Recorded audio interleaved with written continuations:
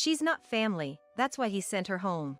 How could she say such a thing about my mother? That one's just a housekeeper. This is a family trip, right? Those without blood ties are strangers. She's probably tending to the fields I told her to buy now. My grandfather said too, laughing. My father and I were shocked. Cut the crap. What would happen after his shouting? My name is Hannah, and I'm 17 years old now. I live in the rural area, which is still common to have extended families living together. My friends' homes are the same, and of course, so is ours. My paternal grandparents, my parents, and I live together. Living together is one thing, but what comes with it is the constant harassment. Hey, Olivia, isn't the seasoning in today's meal a bit strong? Well, it might be just right for our son and grandchild, but it's a bit much for us old folks. Sorry about that. I thought I was being careful. Careful, huh? And it's still this salty? Are you trying to shorten our lives by feeding us all this salt? Right, it's common for wives to cold-heartedly bully us frail elderly. You know, the wife in the house next door also. Come on, it started again. My grandparents always find some way to make snide remarks to my mother, Olivia. It's always about something so unreasonable. Like today's dinner, it's not even that salty. Moreover, she's prepared separate portions for us and for the grandparents, seasoning them differently. I tried tasting it, and indeed, the elderly portion is bland. To me, the seasoning is far from enough. How can this be considered high in salt? Maybe it's better not to season it at all. Although my mother, who is used to it, just nodded along, I couldn't stand it and fought back. Grandpa, give it a rest. This is super lightly seasoned already. If you still think it's bland, why don't you taste your own sweat? A kid should be quiet. If Grandpa says it's too strong, then it's too strong. That's right. Hannah, you're just a kid, you wouldn't understand. For us elderly, it's quite strong. Your mother could make it lighter. That's why she's a bad wife. Hannah, make sure you don't turn out like her. Well, I love my mother's cooking. Unlike some tasteless old geezers. I'm in my rebellious phase, so there's no way I'm just going to take it and say okay. Catching a glimpse of my mother, she just hung her head, looking troubled, without retorting. She must have felt my gaze because she looked at me and gave me a weary smile. That tired smile pained my heart. It's not just about the cooking. Day in and day out, my grandparents always have something terrible to say to her. Like how she does the laundry wrong, or how her cleaning is not up to snuff. They even insist that leftovers are good enough for my mother's lunch, and that she should shower last. The list goes on. What era do they think this is? It's like something out of old drama series, these torments. The coldness my grandparents show my mother has another reason. It's because my parents keep their distance from my grandparents' peculiar faith. Instead of Christ, my grandparents worship Satan daily. They seem to blame my mother for my father, their son, being utterly indifferent to their faith. Their frequent saying is, "That one, Satan will drop into hell." My busy father is often away, and I come home late from the sports lessons. During that time, my housewife mother is left alone with my grandparents. Dad, Grandpa and Grandma were saying awful things to Mom again. They even suggested she's plotting something, saying the seasoning was strong when it was clearly bland. I reported to my father, who came home late at night. Honestly, I hate to bother my already tired father with such stories. But as his daughter, I just can't stay silent, can I? Man, happened again? Those two really are something. They don't realize that thanks to Olivia managing the house, they can enjoy their carefree retirement. It's all thanks to you too. I'm always grateful. Dear, it makes me happy to hear you say that. Hannah, you're such a good girl. No, I'm currently in my rebellious phase. It's just that my rebellion is aimed at my grandparents, so I'm less harsh on my parents. That's how much I dislike, or rather, detest my grandparents.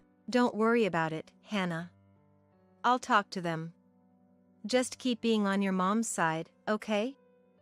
My father said, patting my head, half irritated at being treated like a child, but also half pleased. Teenage emotions are complicated. One Sunday, I woke up late and lazily got out of bed, only to find my father arguing with grandmother. "Enough already, Mom!"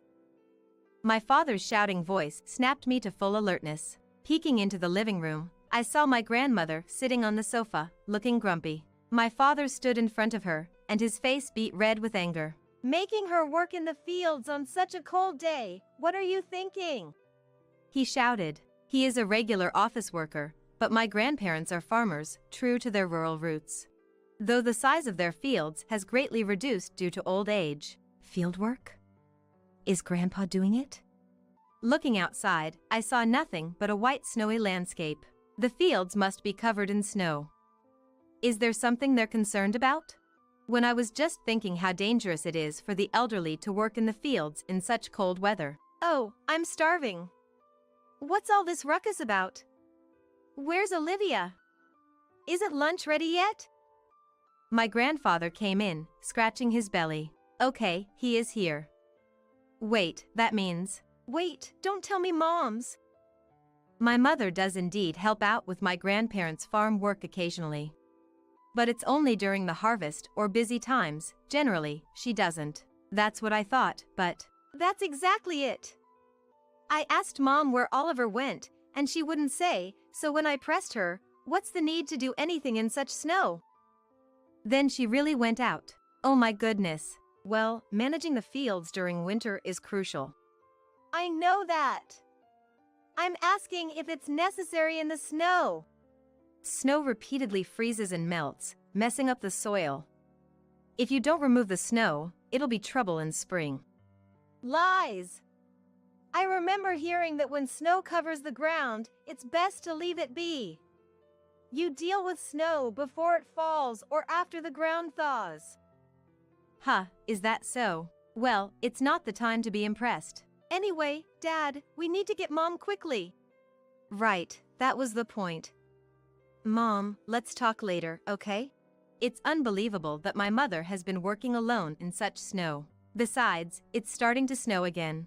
My father and I hurriedly put on our coats, boots, and dashed out of the house. She was there in the field. Exhaling white breath, her face red, she was shoveling snow. My father rushed over to her, and she gave a feeble smile. That smile again pained my heart. Why didn't I notice? While I was leisurely sleeping till noon, how many hours had she been shoveling snow? Being busy with work he brought home, my father hadn't noticed either and kept apologizing to the exhausted her. Sorry, Mom. Really sorry. That day, my grandmother got scolded by my angry father. You will be the one to fall into hell. After that, my grandparents were unusually quiet for a while. Seasons turned, and summer was approaching. The new term would start, and I would finally be in 12th grade. How about going on a trip? My father suggested. We have not traveled for a long time. After all, it's unlikely to go on family trips after high school graduation. Understanding the lonely feelings of a father, I pretended it was a hassle, but inside, I was excited. After all, parents pay for everything on family trips. There will be plenty of activities to do. Oh, that sounds nice. How about a beach? My rising spirits dropped at my grandmother's words. Wait, are you coming too? I regretted saying it immediately. Stepped on a landmine. What a terrible grandchild. Planning to leave us out. A kid like that, Satan will. She started, and eventually, Olivia.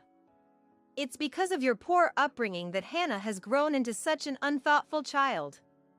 What a useless, no-good mother. She began taking it out on my mother. Hey! I might have said something wrong, but it's not fair to blame Mom for that. Oh, how sad for a grandma to have such a cold grandchild. It's all because Oliver didn't discipline properly. Woe is me. Seriously? Woe is me, she actually said that. Astonished, I decided to give some payback by saying out loud, Stop joking!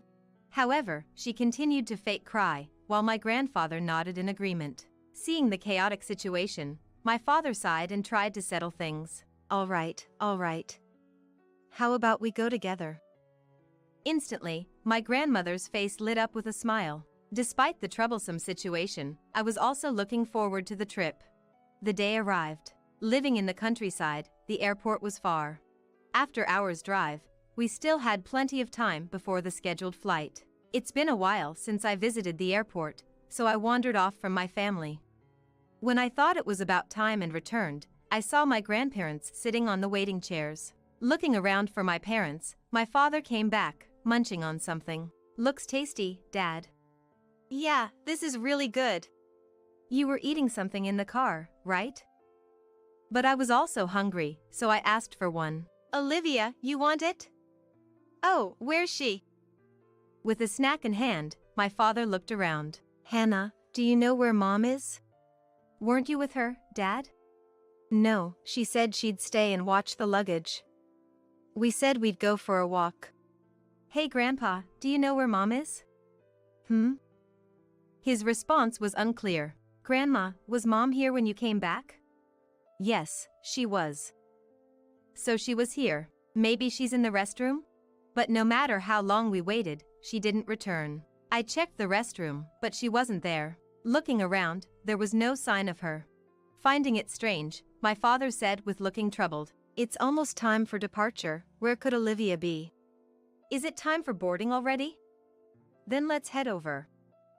Although my grandmother must have heard the conversation, she stood up without concern. Mom, we need to look for Olivia. She's not here, you know. What? Confused, my father tilted his head. I also looked at her. With a malicious smile, she said, "That one's not family. That's why I sent her home." What the hell? My father was shocked, and then my grandfather said with a laugh, "She's just a housekeeper. This is a family trip, right? A wife without blood ties is a stranger. She's probably doing the fieldwork I ordered by now." What freaking are you saying? We were just stunned, whereas they were laughing, unconcerned. Not family. What's that about? Mom's not family, then what is she? What's that? Cut the crap. Olivia is my precious wife. Wife or not, a stranger is a stranger. She's the bad stranger who ensnared our dear son. Right, I never liked her from the start.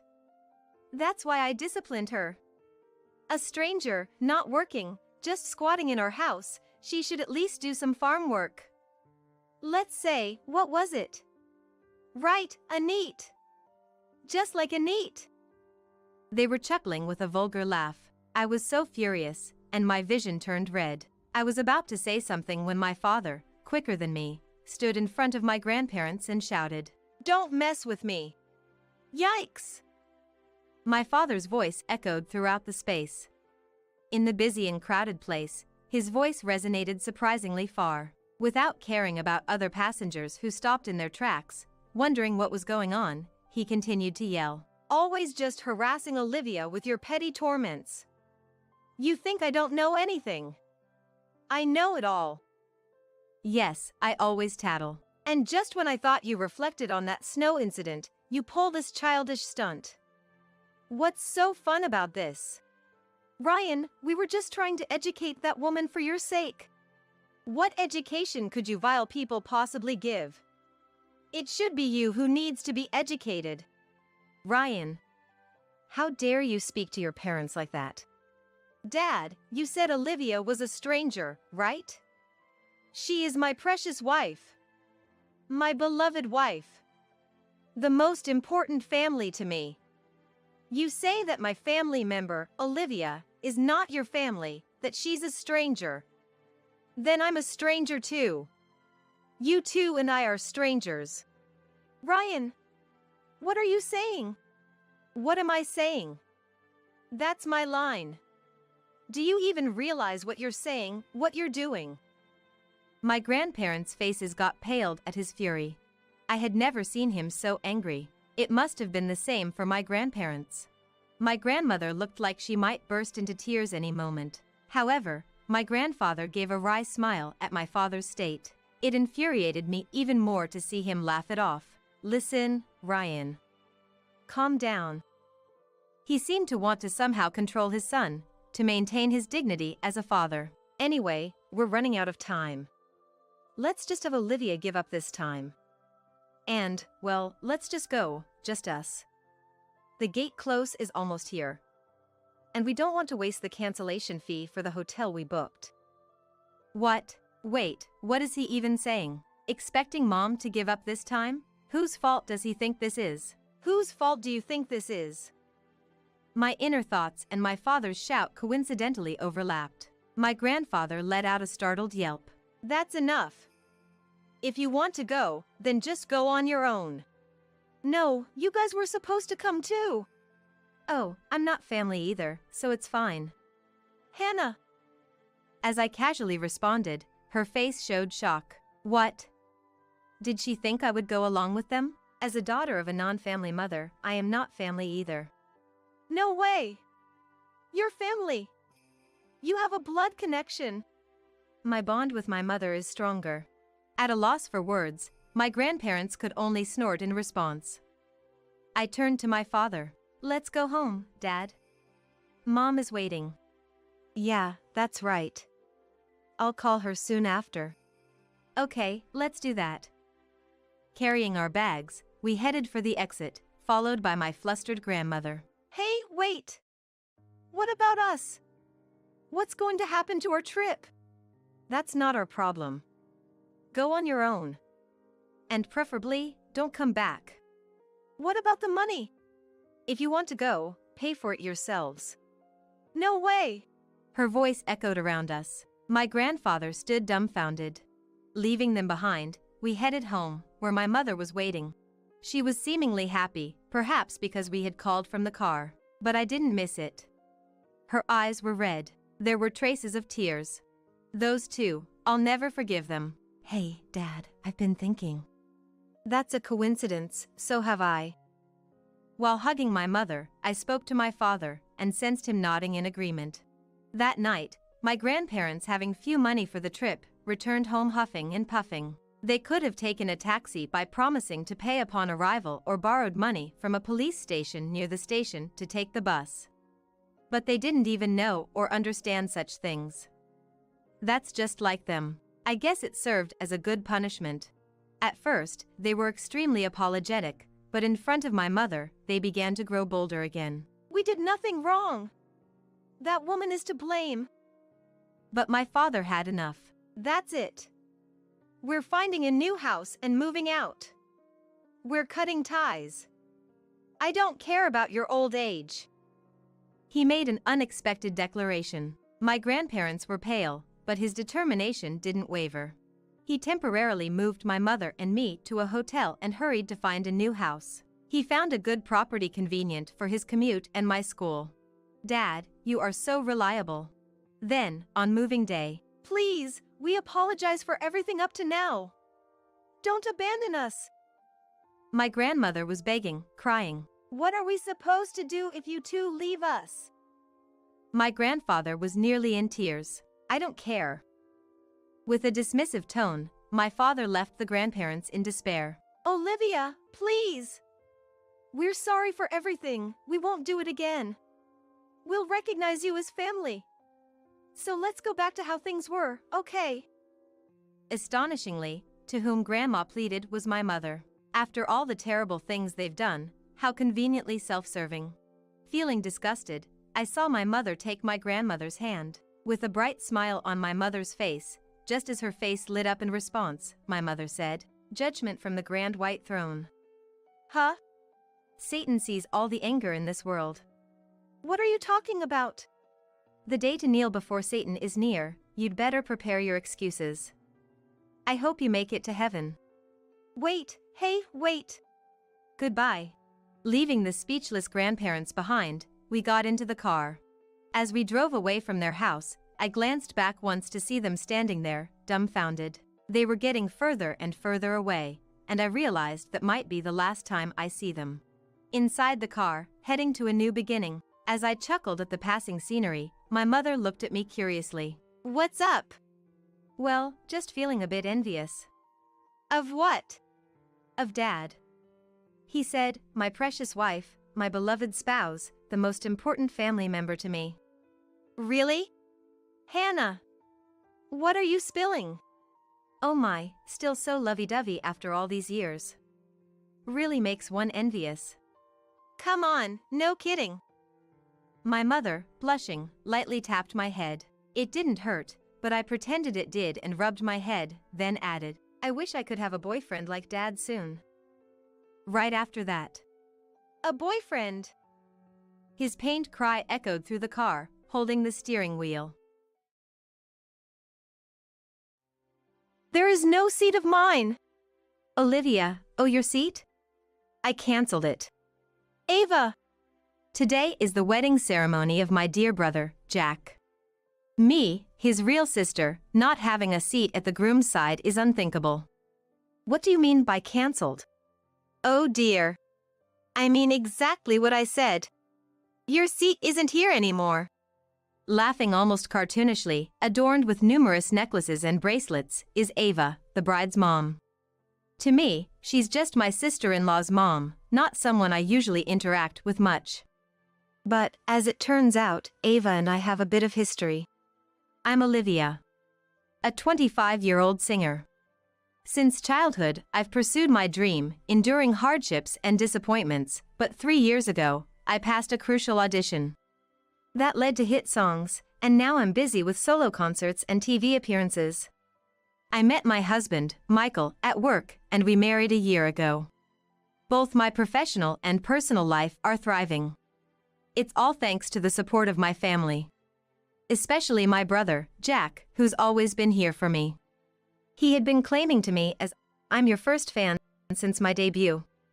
However, in the entertainment industry, I sometimes face criticism for being frivolous or chasing dreams endlessly.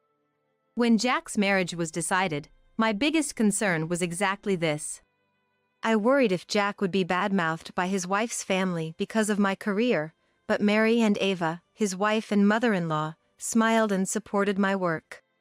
I was so happy with that, yet I never imagined today's wedding turning out like this. Come on, how long will you stand there? You're obstructing the other guests. Please leave quickly. What are you talking about? Today is my brother's important wedding. I'm definitely attending. How many times do I have to tell you? You don't have a seat. Just go home immediately. Then, a staff member from the venue, seemingly unable to watch any longer, came to help. If there's been a mistake, we can arrange a seat for you. What would you like to? It's fine. Today is my daughter's wedding. The presence of someone like her would only lower the grade of the ceremony. No need for unnecessary interference. What do you mean by that? Don't you get it? I don't want someone with a frivolous job like yours in my family. I cannot let that comment go. Please retract it. Where did I go wrong? I'm proud of my job. Just because you're a bit famous, you act so high and mighty. You're just a one-hit wonder, aren't you? You'll fade away soon enough. I was so stunned by her words that I fell silent. My husband Michael, perhaps out of anger, had gone pale and was glaring at Ava. Was Ava really so pleased with our situation? She dramatically spread her arms wide with a triumphant look. Her heavy bracelets clanged loudly. If you really want to attend badly, there's one condition. If you can meet it, you're welcome at the wedding. All right, let's hear it for now. Though I was thinking, what kind of condition? I prepared to listen. Ava's face twisted into an even more satisfied, mocking smile. Quit your singing career. Then, I'll allow you to attend. I couldn't help but raise my voice at Ava's outrageous suggestion. Ava snorted arrogantly. Her expression seemed to say, there's no way you could do that. She knew I couldn't accept such a condition and seemed to enjoy seeing me struggle. You can't do it, can you? You always put yourself first. Your job is more important to you than your own brother, isn't it? Such a selfish and detestable woman. There's no place for you here. Just leave. Shocked by her cruel words, my husband Michael started to retort, but I pulled his arm to stop him. Michael looked at me unhappily, but I shook my head slightly and then faced Ava squarely. Understood. Then, we'll leave here. What? Michael, let's go. Wait a minute. This is your own brother's wedding, are you sure? Ava seemed panicked as I began to leave the venue, was saying nonsensical things. My reaction must have been quite different from what Ava had expected. Perhaps she thought I would be crying, begging, "Please let me attend the ceremony." Right after leaving the venue, I heard Ava's screeching voice. "How insolent!" But I didn't stop. As I walked down the corridor, I heard someone calling my name from behind. Turning around, I saw Jack running towards me, looking frantic. "Sis, I heard everything. This is unbelievable, truly unacceptable." "Jack, calm down a bit." "How can I stay calm in this situation?" Michael and I had to soothe an agitated Jack together. Once he calmed down a bit, I took a deep breath and faced him. "I'm sorry, Jack. I didn't mean to cause trouble on your special day. This isn't something you should apologize for, sis." But why would Ava say something like that? Well, anyway, now things happened like this. I'm calling off the wedding. Then it's my turn to be surprised. "What? Wait a minute. That's too much." I can't have a wedding feeling like this. "But what about Mary?" "I'm fine with it." Surprised by the unexpected voice, I turned to see Mary standing there. Dressed in a beautiful white wedding gown, Mary looked like a fairy, but her face was clouded with sadness. This pained my heart even more. I'm sorry that my mom's behavior. I don't understand why she did that. It's not Mary's fault. But I can't go on with the wedding knowing I've caused you such distress. We'll explain it to the guests. So, sis, don't worry about it. All right. But don't push yourselves too hard. Sis, I'm sorry. I'll come and apologize properly later. I'm very sorry. Mary. Tears streamed down Mary's face as she apologized repeatedly, and I felt like crying too. What should have been the happiest day of her life was ruined. This made me even angrier at Ava. But there was nothing more we could do there. Michael and I left the venue with feeling terrible. According to Jack, who called me that night.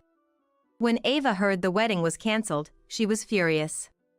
Seemingly oblivious that she was the cause, although she ranted about the preparations and the money spent.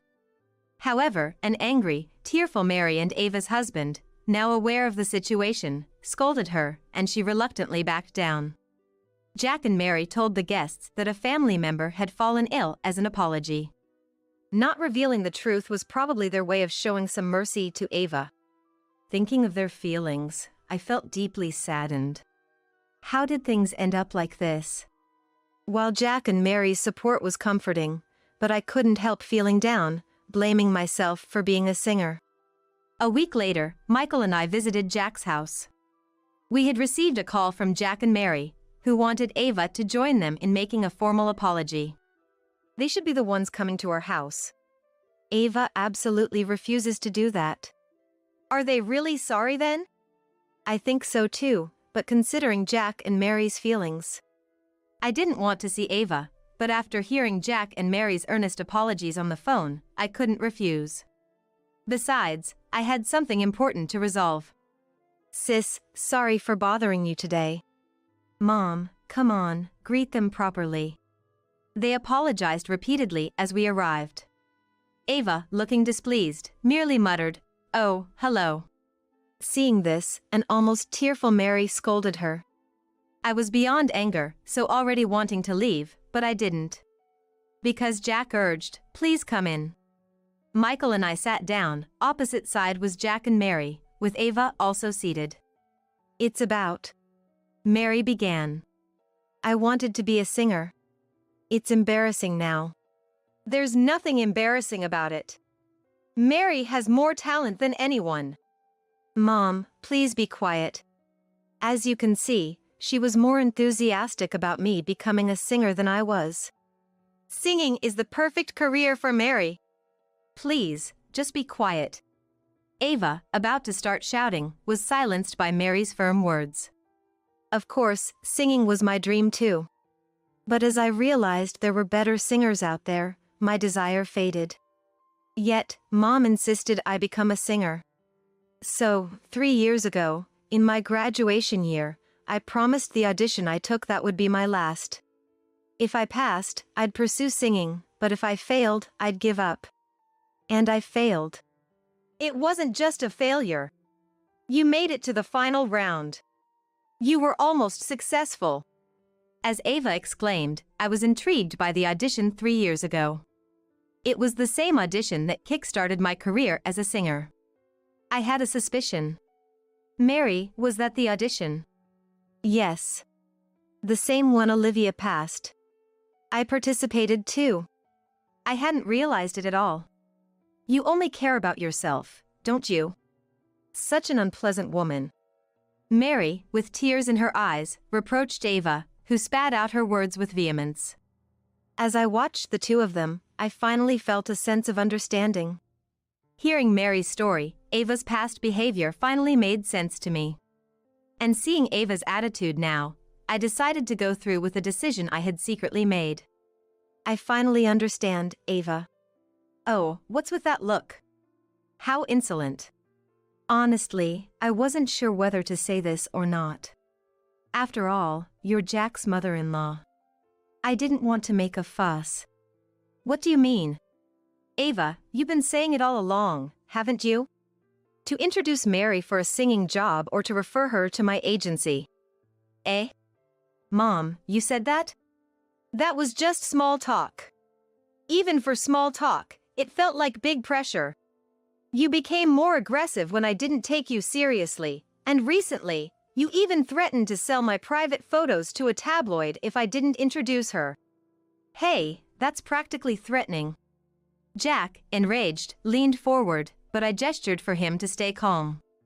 Next to him, Mary opened and closed her mouth in disbelief.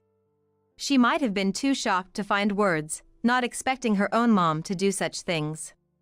I felt a bit guilty, but I couldn't stop now. The incident at the wedding ceremony, was it your way of getting back at me because things didn't go your way? Mom, did you really do such a terrible thing? That is. You coward. Bringing this up in front of Mary. I knew Ava didn't want Mary to know about her actions. Mary would be hurt if she found out. That's why I had been hesitant to say anything. But I had explained the situation to Michael, then he nodded slightly at me from beside of me. Ava was ignoring Mary's attempts to stop her, approached me, veins throbbing on her temples. Let me make it clear. Mary has far more potential as a singer than you. If it weren't for you, she would have passed the audition.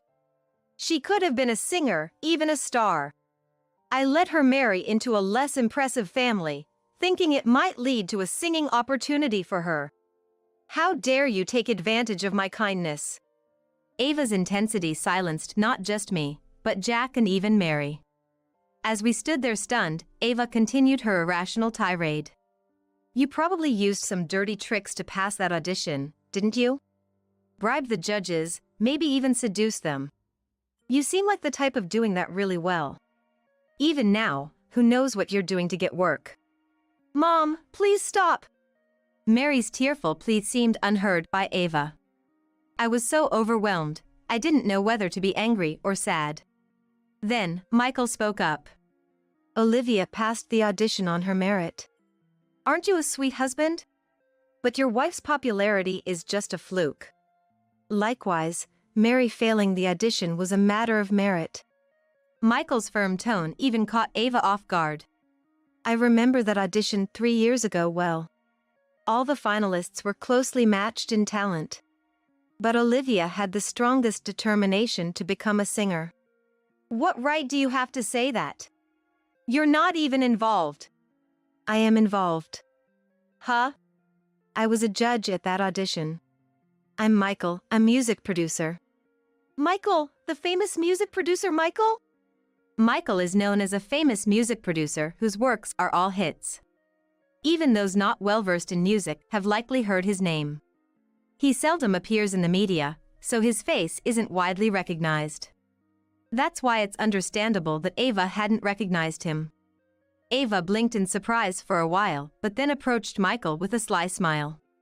I had no idea that you were the famous Michael. You should have told me sooner. What would you have done if I had? Of course, I would have introduced Mary to you. She's a diamond in the rough. With your help, Michael, she could become a star singer. Enough, Mom. Do you even know what you're saying? Be quiet. I will make Mary a singer, no matter what. Stop it, please. Mary yelled with a voice that sounded to shake the room, tears streaming down her face as she glared at Ava. Her face was red with anger, fists clenched tightly, clearly furious from the bottom of her heart. In conclusion, Mom just wanted to make me a singer for her own vanity and desires. That's the worst. How can you say such things to your mother? A parent's dream is their child's dream. Children have a duty to fulfill their parents' dreams. Don't you understand that? I gave birth to a child with a talent for singing, just for this. Don't talk nonsense. The one talking nonsense is you. You could have been rich and famous. What a disappointment. That's it. I've had enough. I'm cutting ties with you, Mom. What? Are you out of your mind? From this moment, you are a stranger to me. Please leave. Mary, don't joke around like that. Get out. Mary, with a strength that belied her slender arms, pulled Ava and pushed her outside the door. Ava, having been thrown out, angrily pounded on the door. When Mary threatened to call the police if she didn't quiet down, Ava's anger turned to tears and pleading. Mary, why are you doing this to me? I've always done everything for you. Still saying that. Apologize to Olivia, you shameless woman.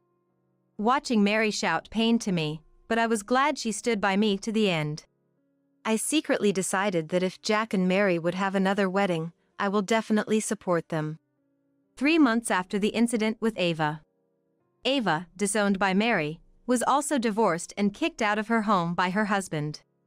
It was discovered that she had secretly incurred debts in her efforts to make Mary a singer. She faced claims for damages to her family and me, as well as the wedding cancellation fees, which further increased her debts. Now, she's living modestly, working part-time to repay her debts. Having been a housewife for so long, it's been tough for Ava to work outside. She frequently contacts Mary, saying, "We're family, after all." But Mary firmly rejects her each time. This experience taught me that being a well-known name can unexpectedly attract resentment. Although having achieved my dream, I consider myself fortunate and will continue to work hard as a singer. The compensation money from Ava was given to Jack and Mary, which they used for their rescheduled wedding. Seeing them finally happy was a great joy for me.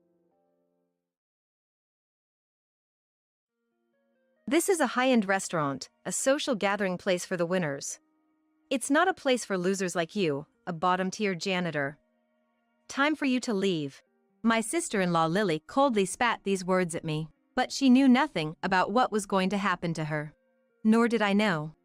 The way my husband thought me. My name is Madison, 30 years old, married to William, who is the same age, for half a year.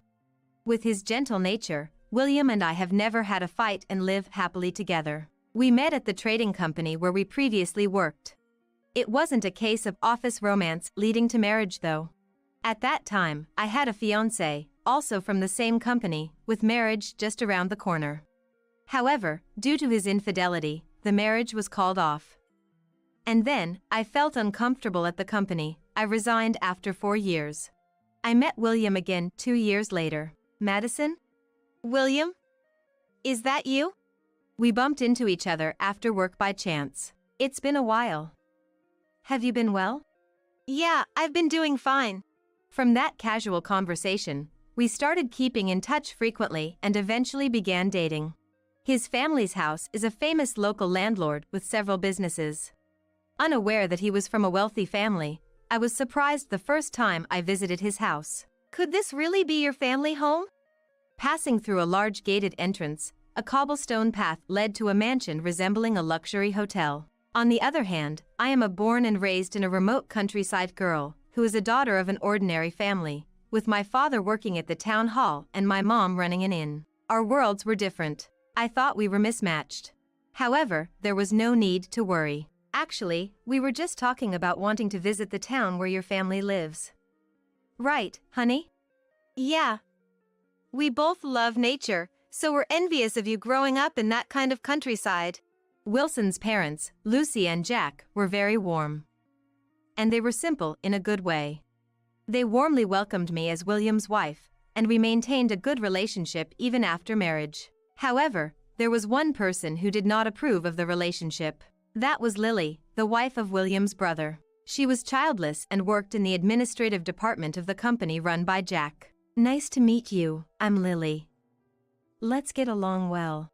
She was a sophisticated woman, a perfect fit for the words beautiful hair, elegant and neat attire. Such a beautiful person. That was my first impression of her when I first visited William's house. She greeted me at the entrance along with his parents. Without being snobbish or too proud, she was kind. And she even exchanged contact information with me. Excuse me, Madison. I have plans and need to leave now. I'm sorry, but it's great to finally meet you.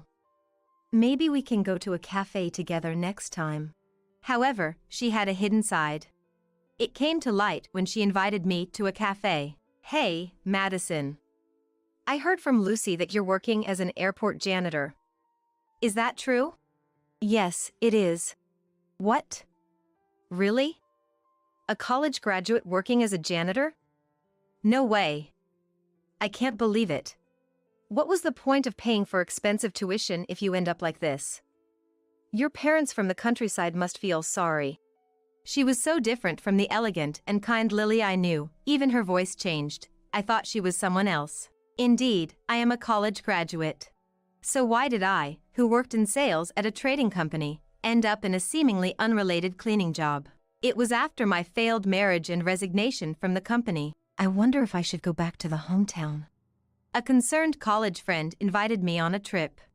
There, at the airport, I admired the hardworking janitors. That simple reason was why I started. Even though I'm a college graduate, some people, like her, look down on my job as a janitor with prejudice. But I take pride in my work and love it. That's just a pretty lie. After all, it's nothing more than a bottom-tier job. She laughed mockingly, never accepting me as part of the family, and constantly belittled me after marriage. Currently, I work as a cleaning staff at a house cleaning company. This is because we moved near William's family house when he joined the company run by Jack. Initially, I considered working as a janitor at Jack's company, but I didn't want to inconvenience the employees. I aim to master my craft as a cleaning professional, regardless of the location. Now, I'm busy juggling work and household chores every day. Then one day, while William and I were visiting his family house. Hello! Lily arrived alone, with her usual high-pitched voice. But as usual, when we were alone in the kitchen, her voice dropped. Hey, Madison. Since you work in house cleaning, could you clean my house? Your house? Yes. Of course, I won't ask you to do it for free. I'll pay you. With her arms crossed, she looked down at me condescendingly. What are you two chatting about so excitedly? As Lucy entered the kitchen, Lily dropped her crossed arms and lifted the corners of her mouth, and answered with a smile. Oh, Lucy. Actually, I was just learning about professional cleaning techniques from Madison. Really, I have so much to learn from her.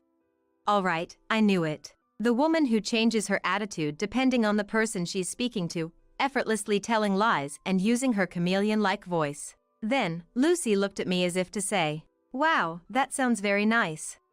Yes. If my knowledge can be of any help. I replied, to which Lily nodded in satisfaction. That's wonderful. It makes me happy to see the wives of my sons getting along. Let's have coffee together in the living room. Yes, Lucy. Following Lucy, Lily was like a clingy person. Someone who flatters the strong wasn't frightening to me. I wasn't just agreeing with her out of fear. I could handle her level of malice, and I knew that one day her true colors would show. Above all, I didn't want to cause unnecessary worry for William or his parents, so I never once complained about Lily. Lily bought a cake. Let's enjoy it together. One holiday, After receiving a call from Lucy, William and I visited his parents. Madison, this cake was supervised by a famous pastry chef. It's delicious, right? Yes, it's very good. As Lily and I were having a typical conversation. Shoot, I spilled it! William's brother Thomas panicked, spilling coffee on his white shirt. Then his wife Lily, sitting next to him, remarked, "Oh no, that's bad," and began to rub the stain on the shirt with a wet towel. Lily, maybe it's better not to rub it too much." What? Her usual unfriendly voice slipped out, surprising everyone. Then quickly switching to her high-pitched, gentle voice, she asked me, "Sorry? What did you say?" "Well, if it's okay, may I do the first aid? Stains get harder to remove over time." "Then, maybe I'll ask you to do it." "Yes, got it." "Then, Lucy, could I borrow a towel and a toothbrush, please?" As I was removing the stain from Thomas's shirt, Lucy commented while watching, "Madison, you really are skilled. Having a job in cleaning really shows, I'm impressed." Whereas Lily's reaction bothered me, but being acknowledged for my work made me happy. "What do you think you're doing?" That night, an irate Lily called without any greetings. "What? Lily? What is it?" "About what happened this afternoon. The stain removal. I know that much too, you know. Don't get carried away just because Lucy praised you a little. Just so you know, by doing a bottom-tier job, you're a nuisance who's lowering the family's status. I've never once thought of you as a sister-in-law." She ranted in one breath, Lily."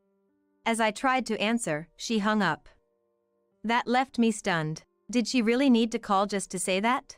"Madison, what's wrong? Did something happen with Lily?" Concerned, William asked. I couldn't keep silent anymore and told him everything about my issues with her. "I'm sorry, I didn't notice anything." He apologized, looking guilty. "It's okay. It's hard for a man to see through her acting skills." I replied with a laugh. 2 weeks later, William and I were headed to a fancy restaurant to celebrate Lucy's 60th birthday. I've reserved a private room at the restaurant for Lucy's 60th birthday celebration. Can you tell William? Thanks. Lily had contacted me 3 months earlier. It was a popular restaurant, typically requiring months for a reservation. I had been dreading meeting Lily, but it was Lucy's celebration. So I wanted to genuinely celebrate out of gratitude for her. We left home early and were the first to arrive. Just as we settled into the private room, Thomas and Lily arrived. "Hi, how are you guys?" "Fine. You two are early too." "Yes, but we just got here a little while ago." We exchanged pleasantries and chatted as a group. However, excuse me for a moment. William left the room to answer a phone call, and feeling awkward alone, Thomas also excused himself to the restroom. It was just Lily and me alone in the private room. Then, as if it's time to mention, Lily scrutinized me from head to toe and said, "Madison, your dress is lovely but unsuitable you. Which brand is it?"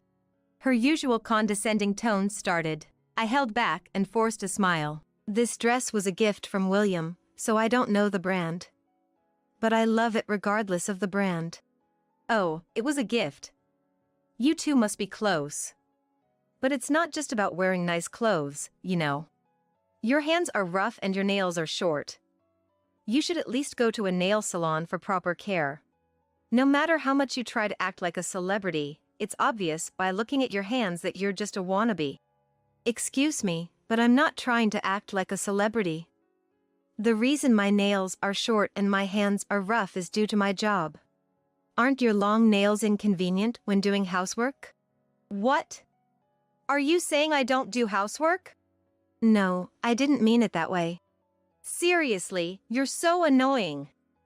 Getting a little praise from Lucy and now you're all high and mighty. And daring to challenge me. I even don't know why Lucy would ever accept someone like you as a daughter-in-law." She was getting heated up, seemingly forgetting the reason for today's gathering. "You can say what you want about me, but please don't talk about Lucy like that. Today is her 60th birthday celebration. Please watch your words." "What?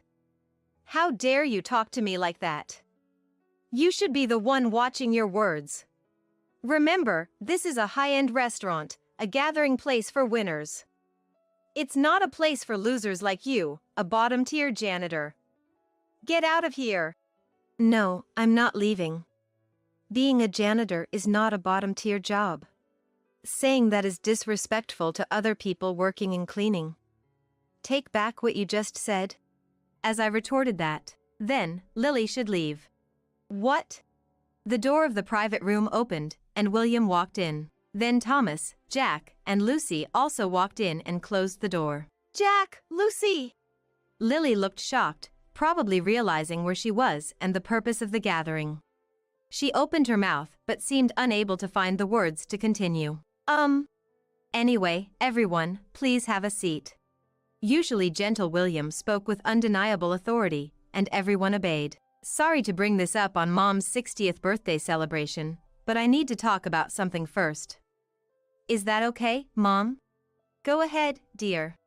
After receiving Lucy's permission, he turned to Lily, who gasped. So, Lily. What were you saying to Madison just now? Wow, my usually gentle husband can be pretty sharp when needed. Lily got flustered and replied, Well, I was just saying how nice Madison's dress is today. Then Lucy chimed in. My hearing must be getting bad lately. Did I just hear something about bottom tier? What? No, I was just saying that Madison's job is really hard, you know. Huh? Not bottom tier? It seemed like a stretch to me, and apparently, I wasn't the only one who thought so. Cold, piercing stares from everyone were directed at Lily. I couldn't help but be impressed by her attempt to regain her usual smiling demeanor. That's not funny at all, and this is no time to be laughing. I heard everything you said to her, all through this. Right, Madison? William indicated his mobile phone. Yes. What? What he referred to was the fact that he left the room earlier after I had discreetly called him and left the phone on. Therefore, everyone, including my in-laws, had heard the entire conversation with Lily. We had planned from the beginning to expose her true nature. That's terrible. You tricked me, didn't you? Now she was playing the tragic heroine, tears welling up in her eyes, but William said, Don't talk about being tricked. If there's nothing shameful, there's no problem in having a conversation overheard, right? That's... She struggled to find words, so William continued. Lily, you told Madison that this is a high-end restaurant, a gathering place for winners, not for losers like a bottom-tier janitor. But I've never once thought of my wife as a loser. I find her more attractive and respectable now, taking pride in her cleaning job, than when she worked at a trading company. I'm very happy to be married to her. Hearing William think, I was deeply moved by so highly of me for the first time. Besides, in the first place, I don't care if you're a winner or a loser. Those words don't matter. Are you happy now as a winner? Of course. But to me, you seem unhappy, only able to affirm her superiority by looking down on others. Happiness or unhappiness, winning or losing, the real battle is with oneself. That's what I believe. Lily, I don't think I'm a loser either. I followed up on William's words. Honestly, I used to hide that I was a cleaner, but now I'm proud of my job and I love it. I have clients who request me by name, and I feel grateful for this job and for a husband who understands and supports me. Why do you think you're a winner? Because I'm married to the son of a wealthy family and, at the company. Caught off guard by the question, Lily faltered. So, what do you do at the company? What? Surprised by the unexpected question, she froze. What do I do? I work, of course. According to other employees, you delegate your work to others, spend your time on your mobile phone or in front of a mirror, and make derogatory comments to the cleaning staff, right? Who said that? Recently, there's been a high turnover of cleaning staff at the company, so we conducted interviews with employees and those who left. Apparently, Lily, you've been saying things like cleaning is a job for the bottom tier, and how nice it must be to get paid without contributing anything. I never... We have their statements. Shall I call them? That's when I remembered. When I confided in William about Lily 2 weeks ago, He mentioned having concerns about her too. I never imagined she was harassing not just me but also the cleaning staff at the company. Her face turned pale. I didn't do such things. Her voice was fading, and she looked desperately at her husband Thomas. He remained silent and his gaze cold. If what we just discussed was true, his reaction was understandable. In hindsight, considering her acting skills, I even felt a bit sorry for Thomas. Lily, today is Mom's 60th birthday celebration. You don't belong at this celebration. Please leave. As William quietly urged her to leave. William, there's no need for that. I apologize for telling Madison to leave. Lily turned to me. Madison, you'll forgive me too, right? We're sisters. I'm your sister-in-law, so you'll forgive me, won't you? Sisters? Lily, have you already forgotten what you said 2 weeks ago? I've never once thought of you as a sister-in-law. You said that quite clearly, didn't you? I cut her off sharply, and she was left speechless, her eyes wide open. Then Lucy, who had been silent until now, spoke up. Lily, I'm not in the mood to celebrate with you today. It's not Madison who should be leaving, it's you, Lily. Go now, leave right now. Lucy's stern words made me instinctively shrink back along with Lily. The birthday celebrant Lucy commanded Lily to leave, and unable to say anything, she dejectedly left the private room. After that, Jack instructed Lily to apologize to the company's cleaning staff and do some cleaning work herself. However, if doing cleaning ladies' work means getting a divorce, I'd rather choose divorce. She angrily refused to admit any wrongdoing. When Thomas officially served her with divorce papers, she demanded compensation. But her reasonable parents apologized for her behavior. It's us who should be paying the compensation for the divorce. Her father said so. Then they took her back home. I can't bear being called a returned loser by my brother's wife, who lives with us at our family home. I want to start over, she messaged Thomas. But he was fed up with her selfishness, so he replied with selfish and blocked her. 2 years later, now being a mother to a 1-year-old son, I'm planning a new cleaning division in one of the companies Jack used to run, which William has taken over. Madison, your father sent some vegetables. Let's have it together. While cooking with them sent by my father. I can't wait to go to Madison's hometown. I want to go hiking. William's parents were looking forward to a family trip to my hometown. William's been kind and attentive to our son as always. I gazed at them, so he looked at me curiously. It's nothing. I was just thinking how lucky I am to be married to such a wonderful husband. Then I'm the luckiest man in the universe. Watching our interaction, Lucy remarked, What a lovely couple. Mommy! My son clapped his hands. I hope to continue finding our own happiness, laughing and spending time with my beloved family. I wish for my son to grow up to be a man like his father. That was my wish. No, not yet. I thought I should show you first. Kayla, my sister-in-law, shot me a sharp, disdainful look. She said this as if she was about to throw the glass of water on the table at me. This happened when we gathered at a fancy restaurant for a family dinner. My father-in-law, Dolph, had mentioned that he had some important news to share. So it was Dolph, my mother-in-law, my brother-in-law and his wife, my husband, and me. I quickly averted my eyes from Kayla. I could feel a cold sweat trickling down my back. Every time I met Kayla, she never missed an opportunity to make snide remarks, and now it was all coming to a head. Why is this happening to me? Help me, Cody, Dolph! My name is Ashley Smith. 42 years old, I married Cody, who is a year older than me, last year, and we started living together. We rented a condo in the state next to where my husband's family lives. It's a small space, but it's enough for the two of us. I was just happy to be living with Cody. Dolph and his wife are both kind and have always treated me well. Even though I hadn't been married until now, Dolph runs the Smith Family Clinic in town. He's known as a kind and intelligent doctor, a pillar of the community.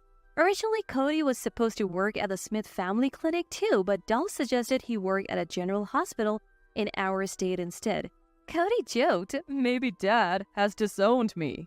But I don't think that's the case. Cody may not realize it, but he's a popular doctor among his patients. He has good looks and is especially liked by older patients because he's empathetic. I met Cody at the hospital where he works shortly after I started working there as a temporary worker.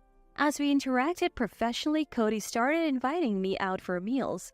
There were many young women at work, but we were close in age and got along well. A year ago, Cody proposed and I immediately said, yes, please.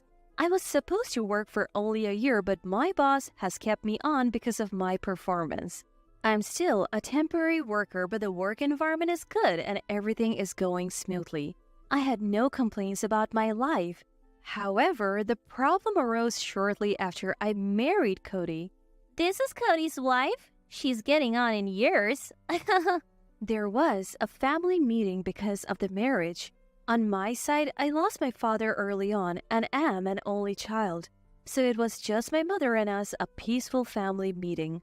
The issue came up when I met Cody's brother James and his wife Kayla. Well, yes, Cody and I are close in age, so we get along. But no matter how close in age you are, you're not that pretty. Kayla, who is my sister-in-law, was 34 at the time, 10 years younger than her husband James, who was 44. And to top it off, Kayla was stunningly beautiful. Kayla, who understands her own beauty, seemed to look down on me, who is older and not as attractive. Apparently, Kayla comes from a wealthy family and seems to look down on ordinary people because she was raised in affluence. Kayla, don't be too harsh. If every woman were as cute as you, no one would be getting married late. Haha. You're right, James. You're so smart. James, Cody's brother, also works at the Smith Family Clinic. Unlike Cody, he has a cold demeanor that has patients asking for a different doctor.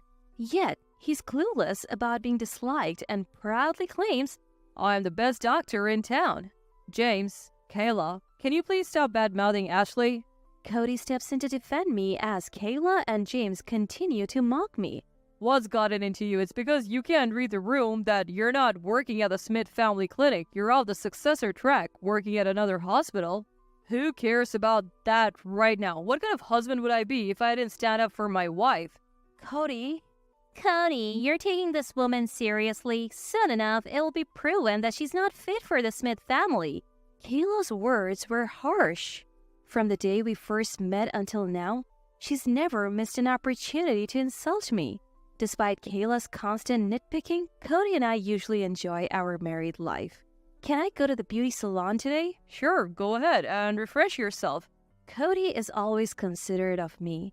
Now, in our second year of marriage, he's a good husband who respects my opinions.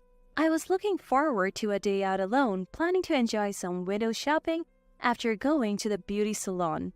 I got my hair cut and even had it permed.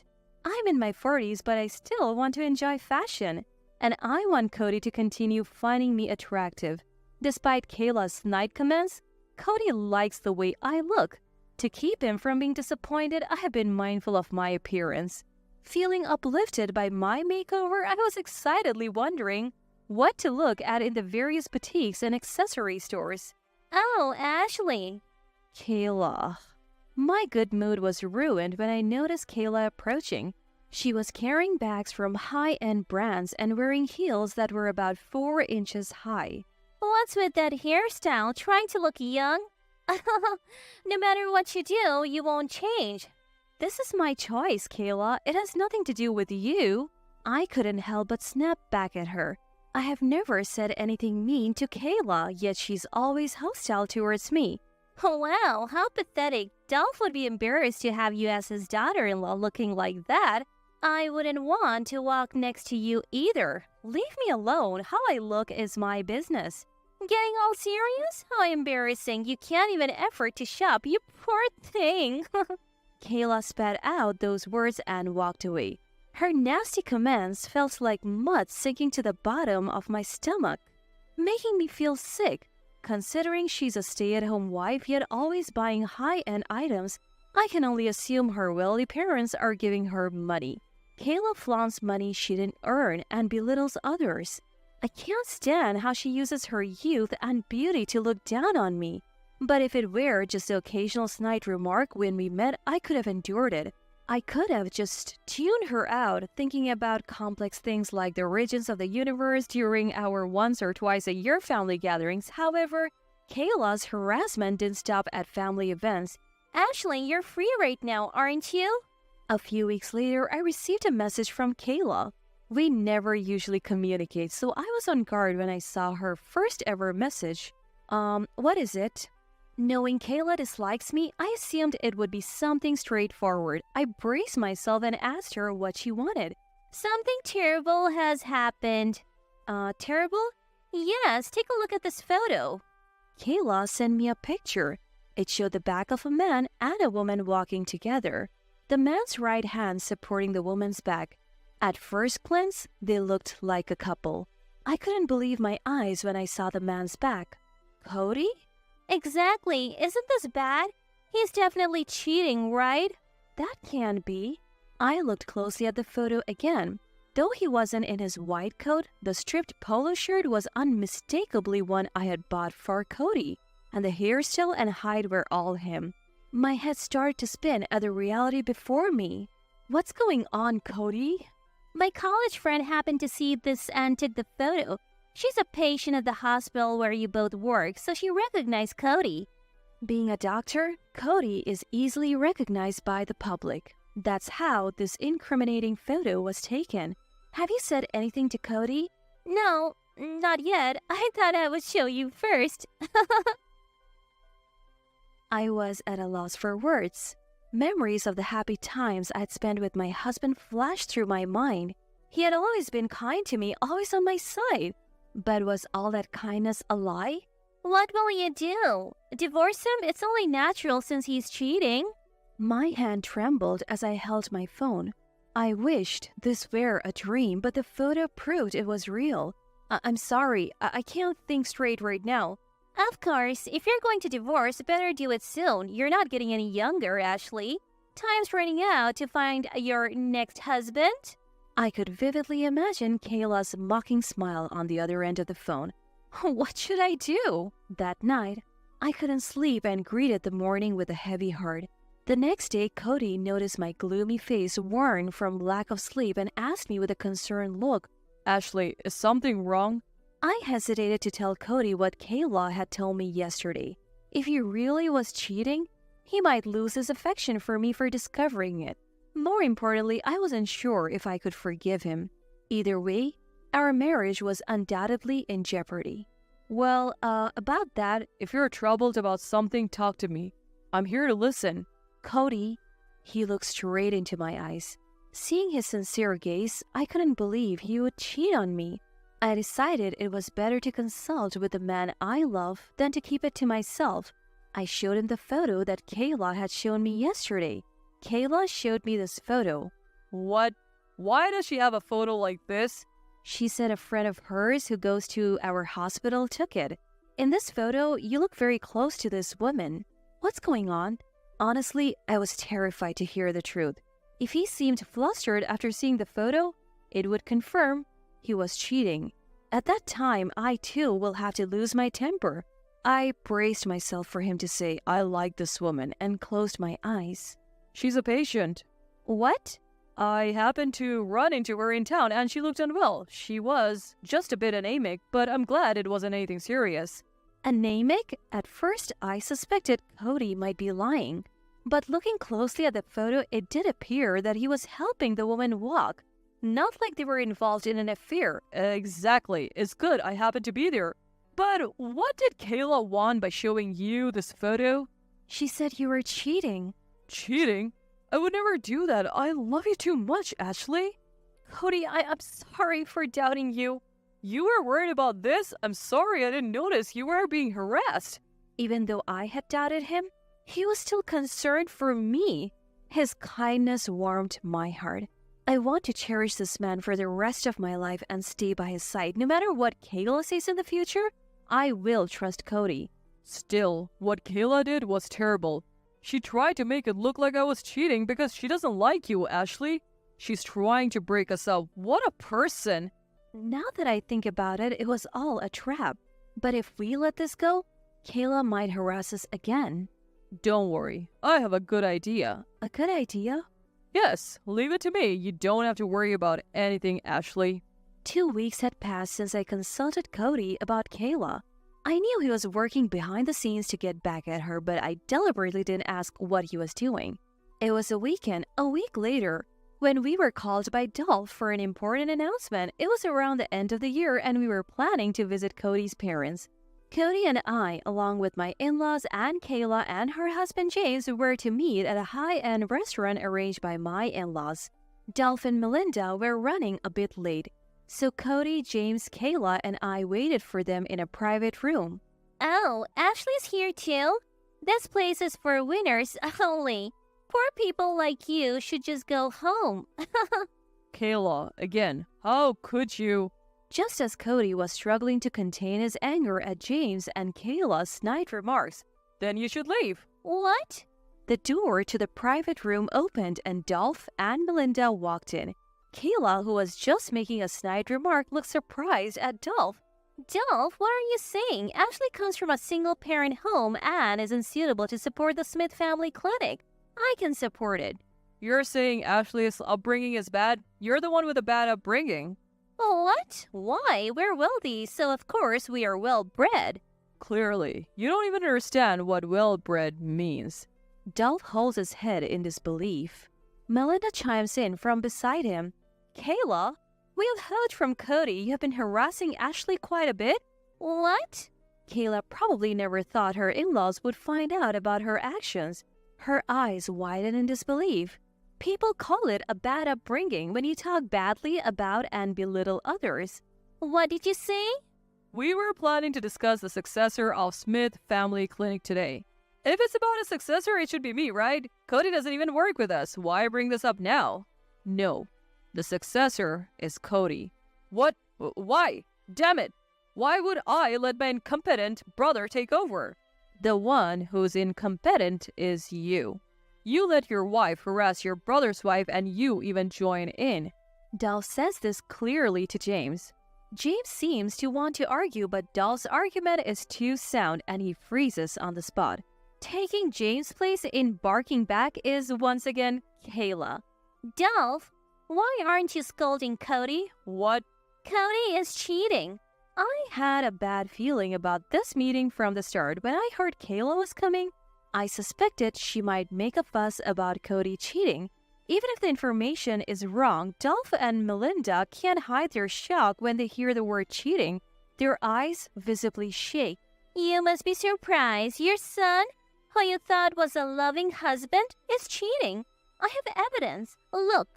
Kayla shows the in-laws the infamous photo. To an outsider, it indeed looks like Cody and the woman are in an inappropriate relationship. If someone told me my sincere child was cheating, I would be devastated, especially when his wife is right there. But that photo is wrong. Cody himself denied it. I trust him from the bottom of my heart. Kayla, that photo is not evidence of cheating. What? You admitted it was cheating the other day, didn't you? No, you're wrong. Cody is not cheating. He said so himself. Are you stupid? No one would admit to cheating. Kayla seems desperate to prove Cody's infidelity in front of her in-laws. Oh, what can I say to make her understand? Is everything I say useless? Will she dismiss me just because I'm poor?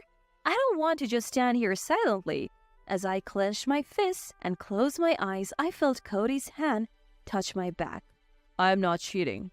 If anyone is cheating here, it's you. What are you saying? There's evidence in the photo. You're just making it hard on yourself. No. The woman in that photo is a patient. I happened to run into her and she was anemic, so I helped her. Look, I even have her medical records. Is that true? You can fabricate those easily. I would never waver for another woman as long as I have Ashley. If you can't believe that, fine. As long as Ashley believes in me. Cody. Tears spilled from my eyes at his words. Yes, he believes in me so much. Even if my whole family calls me a cheater, I believe you'll stand by me. Besides, are you okay with calling me a cheater? What are you talking about? Isn't Kayla the one who's cheating? My husband rummages through his bag and pulls out an envelope. What's about to happen? What's in that envelope? This is evidence of Kayla's infidelity. I had a private investigator look into it. What? A private investigator? Everyone in the room gasps as they look at the photos and reports my husband lays on the table. There are pictures of Kayla walking arm in arm with a flashy man entering a hotel and reports documenting their phone conversation. So this was Cody's good idea? He anticipated Kayla accusing him of cheating and turned the tables by exposing her. I always found it strange. James is frugal, but Kayla is always decked out in high-end fashion accessories. I suspected she was getting money from someone. Hey, what are you saying? I give Kayla money too. James protests, but Kayla's face is flushed. Her expression tells the story she's been cheating. As you can see, I looked into it. Sorry, James. Don't get cocky. People can be impulsive, you know. James is visibly shocked and irritated. Melinda also covers her mouth, saying, "What on earth?" Impulsive? Well, whatever. But can you really say that, James? What do you mean? I had you investigated too, James. Turns out you're also cheating. What? My husband pulls out more evidence from another large envelope, this time capturing James in the act. I never thought James would also be cheating. The developments are so shocking. I can hardly keep up. James, what are you doing? Are you trying to ruin the reputation of Smith Family Clinic? No, this is different. Look, just like Cody, she's a patient. We just happened to meet on the street. Do you usually get that close to just a patient with your arm around her waist? James has no chance but to admit his infidelity. With this much evidence, no one can deny it. Kayla, who now knows not only she but also her husband has been cheating, stands there with her mouth open. She can't say anything because she is guilty of the same thing. James and Kayla, you are two of a kind. Doing something this dishonest and then speaking ill of Ashley, there is no way Dad would approve. Cody's right. The successor will be Cody. Dolph clenches his fist as he makes the final decision. A look of relief spreads across Cody's face. I also breathe a sigh of relief. Damn it. James curses and leaves the room. Kayla tries to follow, but Dolph grabs her hand. Wait a minute. What? I have no more business with this family. You may not have business with this family, but you do with Ashley. Apologize to her for everything you have done. Why should I apologize to this poor person? Oh, you don't know, do you? Ashley is far from poor. What? Ashley's parents were the CEOs of a major car manufacturing company, but she doesn't want to rely on her parents or be prejudiced for being wealthy. So she keeps it to herself. Dolph tells Kayla about my family background. That's right. My family is considered wealthy by societal standards, but talking about it can sometimes lead to uncomfortable situations. Plus, since my father passed away, my mother and I have been living modestly despite having money. So I've chosen not to talk much about my family. Ashley is kind and considerate. Cody told me that patients always compliment how friendly and pleasant the receptionist is. Kayla, the one who's truly poor is you. Poor in spirit, and that's sad.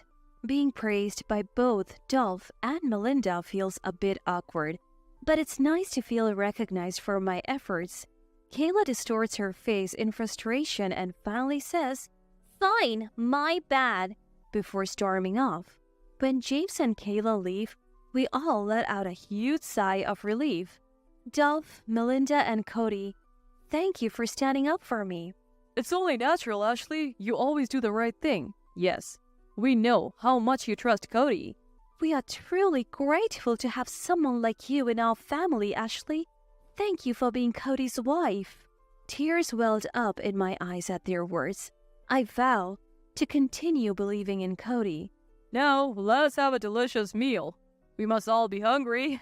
Yes! Later on, James and Kayla divorced and Kayla left the Smith family. She must have regretted losing her doctor husband, especially after hearing that I come from money. She's struggling to find a job, having been a housewife all this time.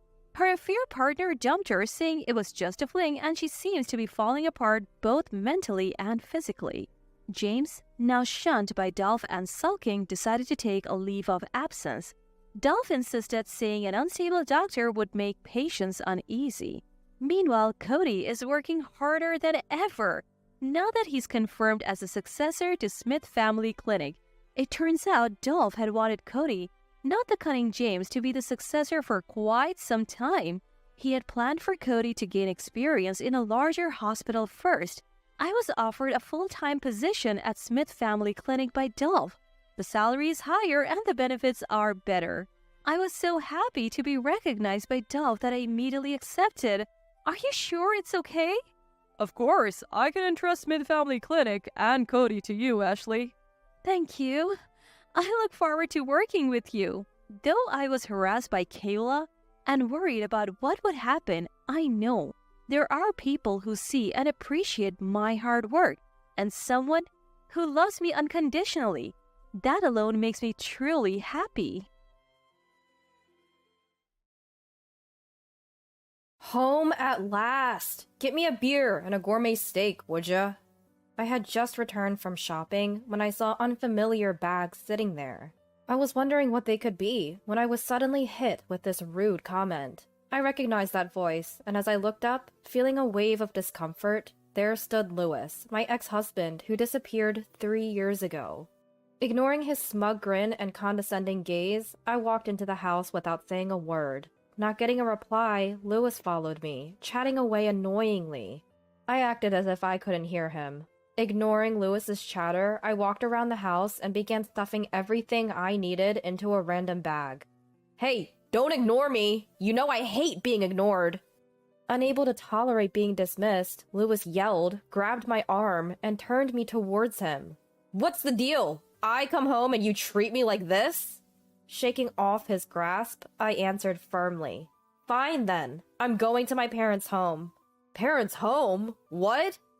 Clearly not understanding what I meant, Lewis looked bewildered. Leaving him standing there, I walked out of the house, took out my mobile phone, and made a call, as I headed towards the comforting sanctuary of my parents' home. My name is Crystal. I'm now 73 years old. I first met Lewis when I was fresh out of high school and had just started my first job. We were colleagues in the same department. It was my first experience in the working world and I was utterly clueless. Seemingly taking pity on me, Lewis would always find me when I was struggling and offer his help. I started to fall for him because of his kindness. Lewis seemed to feel the same way, and as I started getting used to my job, he suddenly asked me out. Caught off guard by his sudden proposal, I hesitated and put off giving an answer, but he persisted, never giving up his pursuit. Drawn to his straightforwardness, I finally took the plunge and asked him to be with me. To my delight, Lewis agreed instantly, and we were married before we knew it. After a short time, I found out I was pregnant, but by the time our child was born, Lewis had become a different man. While I was knee-deep in parenting, Lewis was consumed by his job. Day after day, he'd come home late and leave for work so early, I wondered if he ever slept. Even as our child grew and events like school ceremonies and sports days became frequent, Lewis showed no interest in participating. Our child was feeling the absence, and when I tried to talk to Lewis about it, he yelled, "Who do you think is paying the bills? Just handle it yourself!" And from then on, he grew increasingly distant. Lewis started coming home even later, often not coming home at all. When he did show up, he'd reek of alcohol, stumbling in drunk. When I'd ask what he was up to, he'd scream, "I'm entertaining clients! It's work, okay?" After that, I stopped confronting him. Years went by, and Lewis reached retirement age, but even in retirement, he continued to work every day. Though I didn't know the details, he seemed to have a late retirement job and was still coming home late, apparently hitting the bars. But there was one change. Now the money he spent on these so-called business dinners came from his own pocket. We had to start worrying about our finances since our child was off to college. Although Lewis made a decent income, it was now a concern. That's why I started a part-time job, but the money for Lewis's entertainment expenses was coming from that income. At this point, I was at a loss about what I was even working for. Our living expenses were being drained by Lewis's business dinners, and Lewis wouldn't settle for cheap things, not after all these years. So I worked my hardest and budgeted meticulously. Eventually, Lewis's late retirement job also came to an end. Thanks to my careful budgeting, we'd saved up just enough for a little luxury. After years of working at the same company, Lewis finally retired. While he seemed aimless during the day, he still went out on his nightly escapades. Though not as often as when he was employed, he would still snatch some money from me and head out. Each time he returned, the scent of alcohol clung to him, indicating his destinations hadn't changed. Deciding this couldn't go on and eager to finally spend quality time as a couple, I proposed a trip to a long-desired tourist destination. A trip? With you? Why should I... well, sure, let's go. Though he seemed reluctant at first, a long stare into my eyes seemed to convince him. Had I looked that serious? I had no clue what went through Lewis's mind, but thrilled by his agreement, I started making arrangements right away. First stop, choosing a hotel. I went through my phone and travel magazines, discussing multiple options with Lewis as we settled on one. He didn't seem all that interested, but I decided not to back down this time and continued making preparations. Just when everything was set and all that remained was to wait for the day, Lewis's phone rang. Picking up the call as he left the living room, he said, "Oh, golf overnight next Thursday? Great! What time should I be there?" The joy in his voice unsettled me. We were supposed to leave for our trip next Friday. If he goes golfing overnight on Thursday, he might not make it back in time.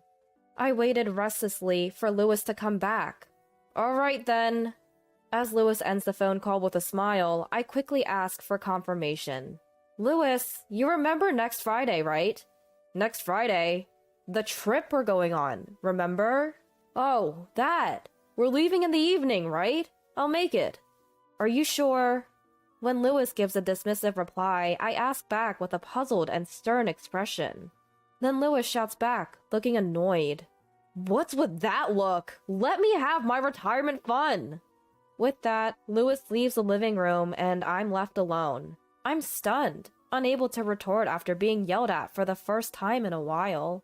I felt utterly pathetic and decided to just call it a day. Days passed and Lewis left for his golf outing early in the morning. Tomorrow was finally the day of our trip, so I decided to double-check everything to make sure nothing was amiss. Finding no issues, I decided to anxiously await Lewis's return. Morning broke without him, and I woke up early, perhaps due to my anxiety. We had a flight to catch in the evening for our trip, and I'd feel at ease only if he came back after noon. Time crawled by, and even after noon, Lewis still hadn't returned.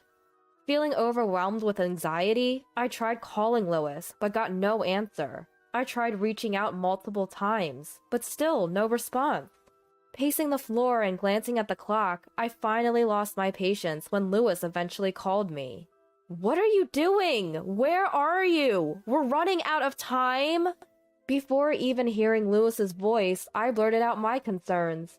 Just as I was about to ask him to hurry home, Lewis interrupted me.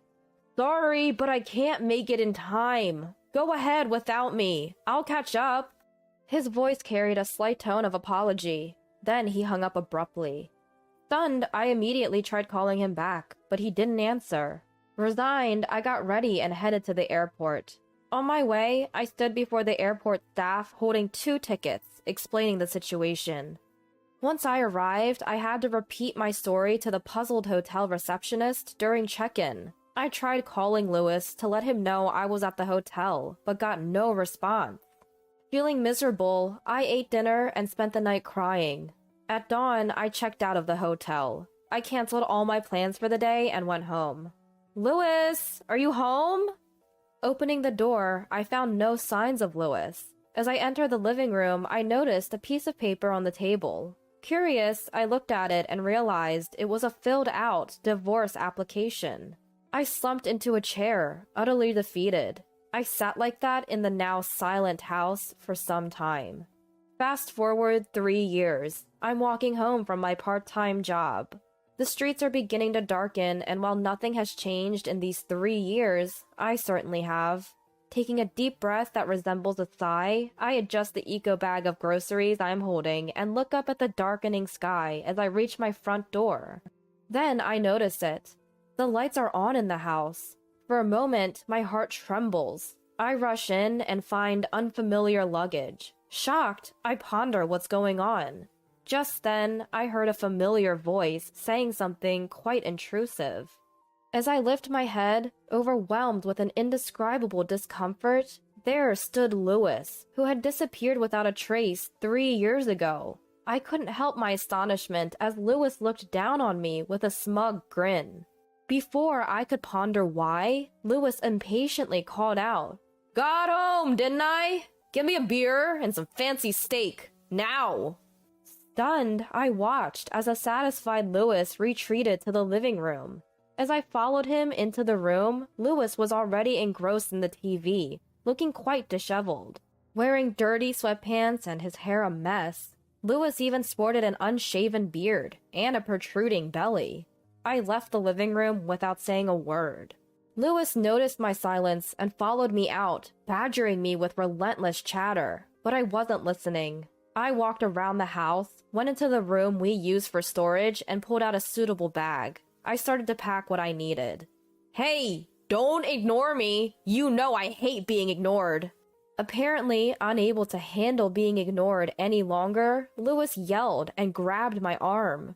"I came home for you, and this is how you act?" I shook off Lewis's hand and said firmly, "Don't expect me to be the same as before. I'm going home, to my parents' house." "Wait, your parents' house?" Lewis was bewildered, unable to grasp what I was saying. Ignoring him, I left the house and quickly dialed a number on my mobile phone. I pack enough essentials in my bag for a decent period and head towards the comforting home. Along the way, I make a phone call. I knew it might be an inconvenient time, but I couldn't care less at that moment. The person on the other end seemed somewhat surprised, but quickly agreed to my coming, so I hurried on my way. After arriving, I pressed the doorbell. The person who greeted me made me burst into tears. "Welcome! Come on in!" said the person who warmly welcomed me and handed me a towel as I sat near the stove. I thanked them and buried my face into the towel. The different scent of the place oddly comforted me, helping me calm down. They made me coffee in the meantime, which was handed over gently. I love this coffee. The coffee served in this former in-laws' house. Joanna listened to my story just like she had 3 years ago, occasionally nodding. It was Joanna I turned to when I felt lost, left behind by Lewis with divorce papers. Keeping my eyes dry, I explained my situation to Joanna. She kindly invited me to her house. Where I ended up running to was my ex-in-laws' place. Again, Joanna listened to my story attentively. Glancing at my phone that had been ringing, she suggested, "For now, try calling Lewis over here." Taking her advice, I returned one of Lewis's many calls and told him to come. But Lewis just yelled incomprehensible things and hung up. Seeing my disappointed face, Joanna smiled and started dialing. "Hey, Lewis, come home, right now." Though Joanna spoke in a firm yet gentle tone, it seemed Lewis's response was unchanged.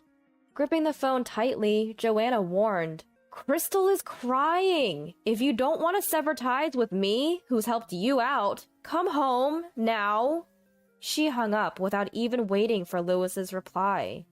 I had never seen Joanna raise her voice like that, and to my surprise, my tears had retreated. "Don't be startled. He'll be here soon. Then we'll teach him a lesson together," she said, turning to me with her usual warm smile. As we sipped coffee and continued chatting, the front door suddenly became noisy. Joanna slowly got up and headed for the entrance. "What's with all the racket? You're bothering the neighbors?" Unlocking the door and letting Lewis in, Joanna pulled him by the ear toward me. She seated Lewis where she had been sitting and took a seat next to me. Turning to Lewis, she just said, "Well?" and sipped her coffee. Lewis looked puzzled for a moment, but quickly started shouting and pointing at me. This woman ignored me and left, even though I came home for her. I thought she'd be lonely since I've been gone for so long. Feeling my anger rise at Lewis's words, I was about to retort, but Joanna interjected. Where exactly have you been, and what have you been doing for the last 3 years? Lewis was at a loss for words. Back then, I had clung to Joanna and tried contacting Lewis in the same way. Whether he had blocked my calls or not, he was unreachable. Even Joanna couldn't get through. So it was good that we could contact him and get him to this time. Seizing the opportunity, Joanna pressed Lewis. With which woman are you this time? What do you mean, which? Lewis's face twisted as he looked at me. I waited for Lewis's response, keeping my poker face. I couldn't believe Lewis thought I had no idea after all he's done. There's no way I wouldn't know.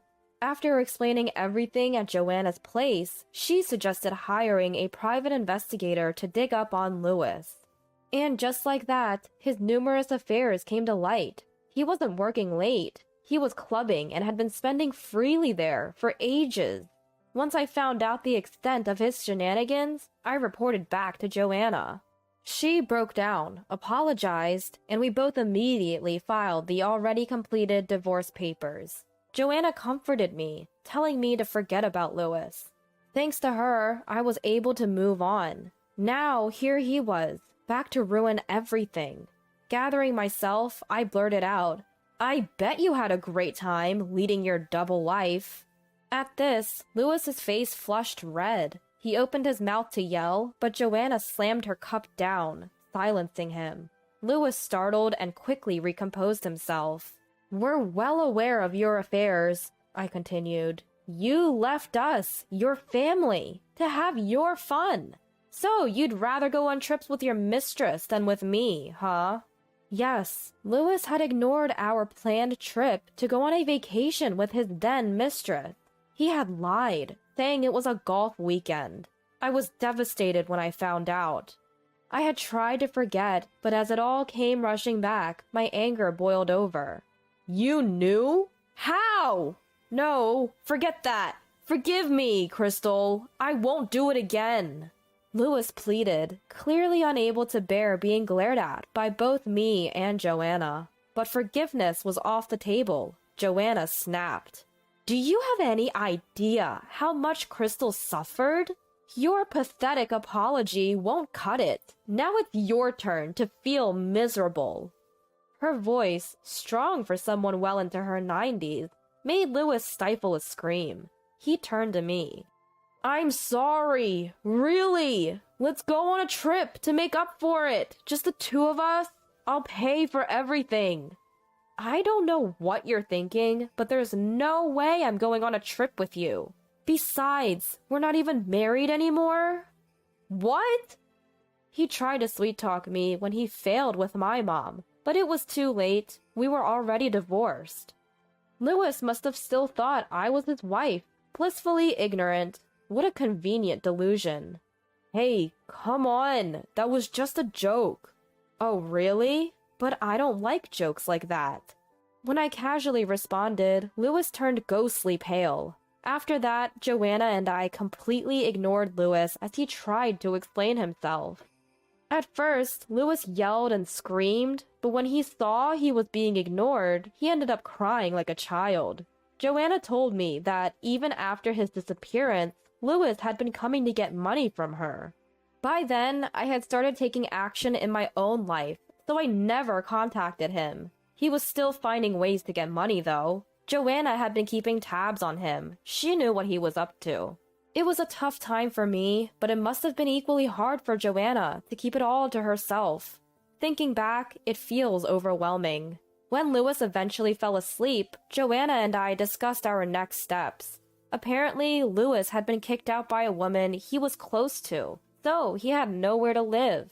So he would live with Joanna for the time being, and I would consult a lawyer to claim compensation from him. I couldn't let this opportunity slip away.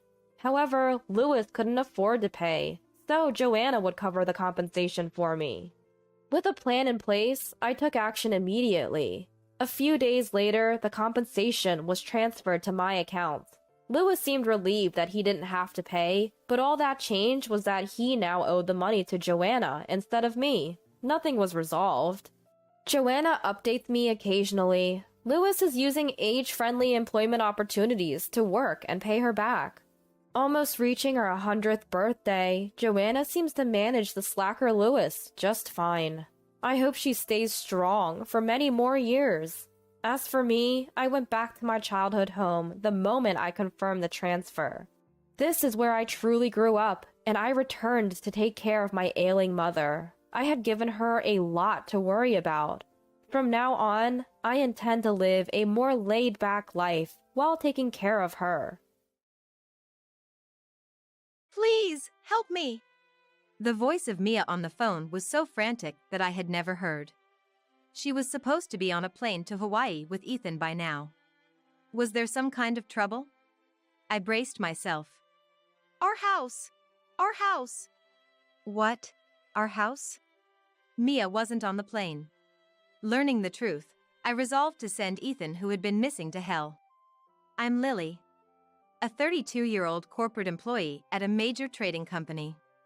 My husband Ethan is a year younger than me, and we got married 3 years ago. He works for a big corporation too, and is quite handsome by any standard. I didn't choose him for his looks or salary, but he's been nothing short of perfect as a spouse. I've been happy we married early. Our marriage was smooth sailing, but then, out of nowhere, Ethan quit his job recently. According to him, he couldn't give up his dream of becoming a writer and needed to submit lots of manuscripts for competitions to debut. I told him, "You can write after work on weekdays or on weekends." But my words fell on deaf ears. Instead of focusing on his health after quitting, he's been mostly sleeping at home, almost like he's unemployed. Hey, if you're going to be at home, at least do some housework. If I do the housework, I'll have no time to write my manuscript. You're just sleeping all day anyway. I was fed up with this repetitive argument. Not working, not doing house chores, just sleeping. My patience with Ethan was wearing thin, and I started considering divorce. But thinking about my good income, Ethan's remaining savings, and most of all, Mia, Ethan's mother, who was overjoyed about our marriage, made it hard to take that step. Mia raised Ethan alone and dotes on him as he has no siblings. She was thrilled about our marriage, treating me like her own daughter. However, since Ethan quit his job, Mia started to act awkwardly around me. She often didn't respond to my messages. It was clear she was avoiding me, and I couldn't figure out why. When I asked Ethan, he just said it would be best to leave her alone, not taking it seriously. Gradually, I too started to dread contacting her, deciding to just observe as he suggested. At least do the house chores if you're not working. I'm doing all the work and house chores, while you just sleep all day. That day, my anger finally erupted. Ethan was talking about a deadline for some competition, but he wasn't acting like it. He complained about me being slow to prepare lunch while I was working remotely. I couldn't stay silent after that.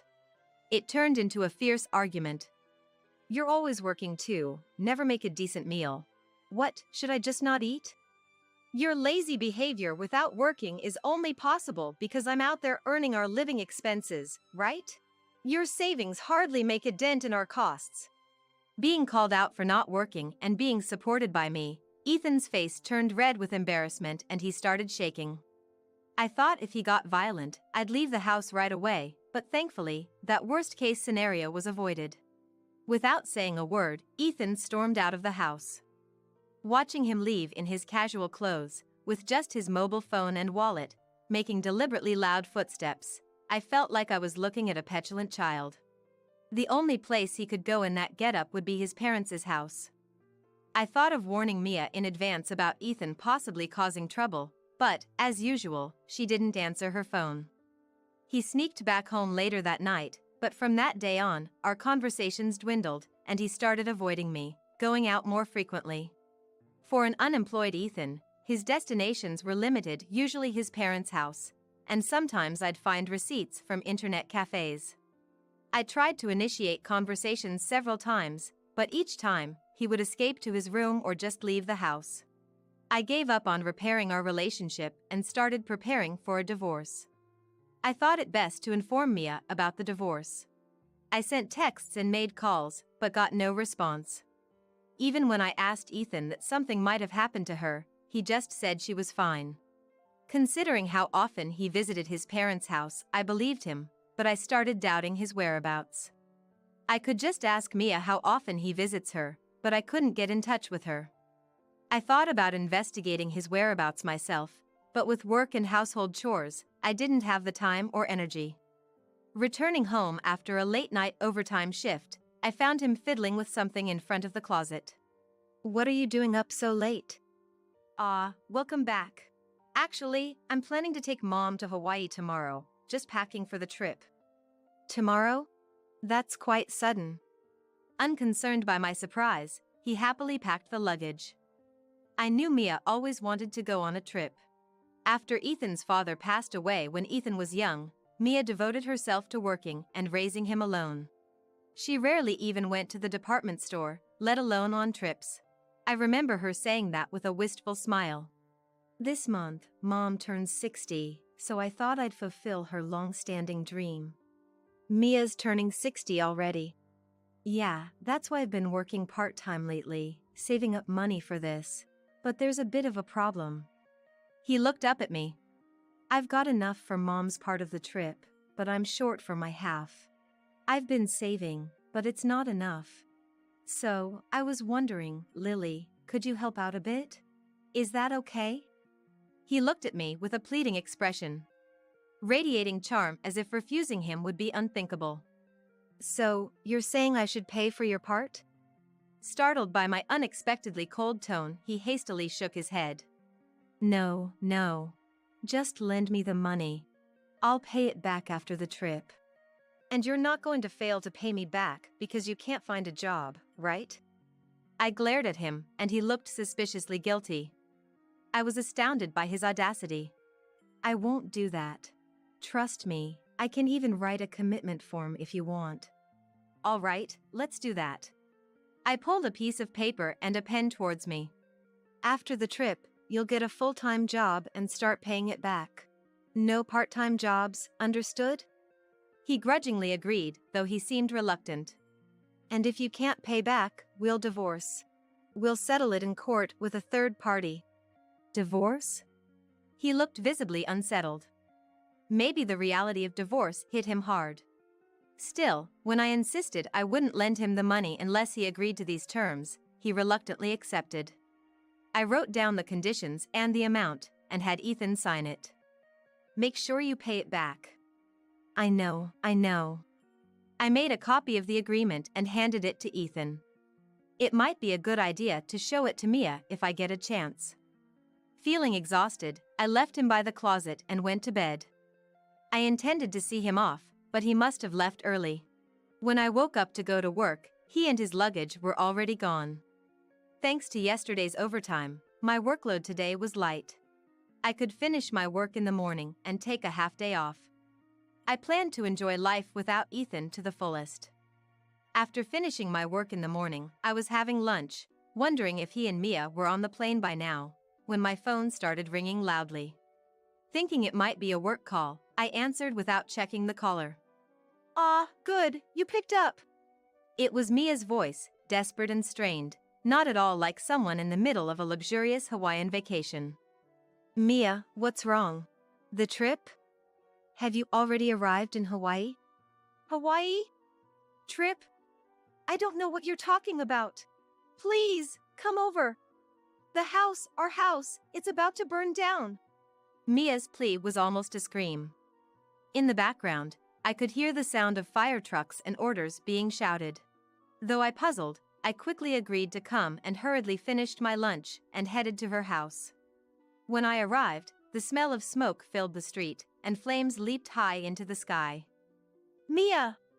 I rushed towards Mia, who seemed on the verge of collapsing in front of her burning house. She looked up at me with a pale, distant face and murmured faintly, "This house is done for."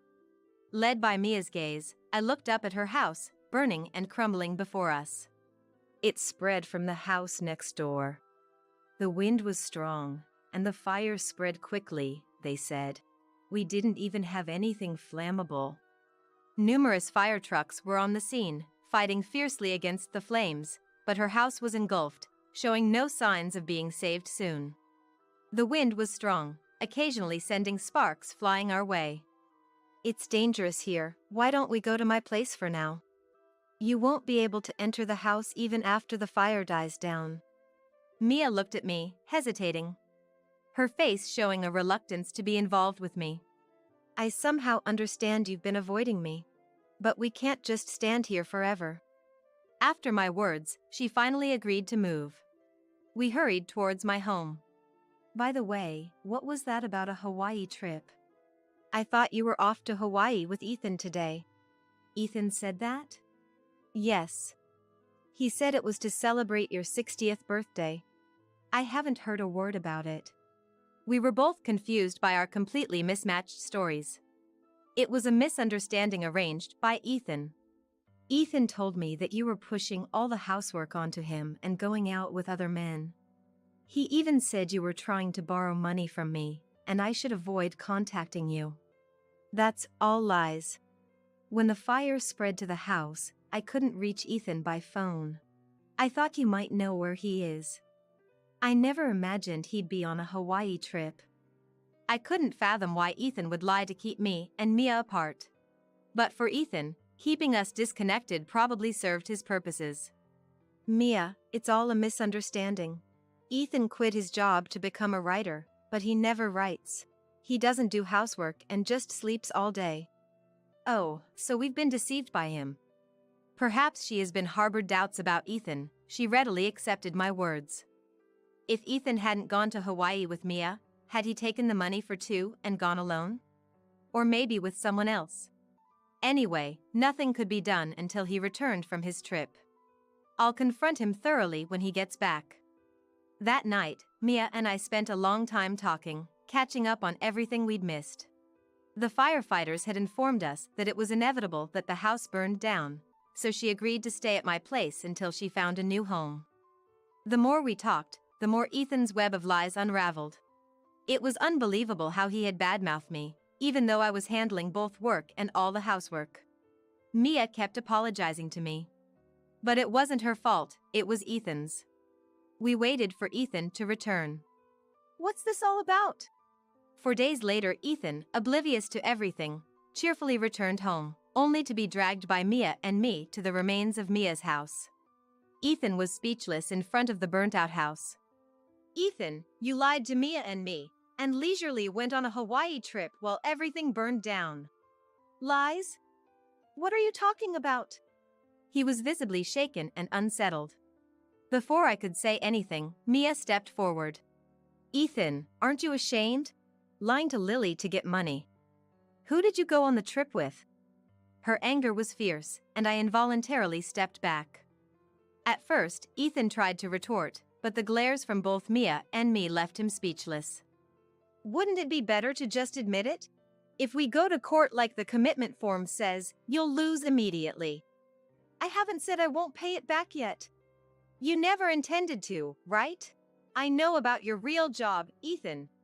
He glared at me, trying to hide his panic. What are you talking about? Rent a boyfriend. Did you enjoy your trip with your client? If your company finds out, you'll be fired for violating the rules. At my accusation, he gasped.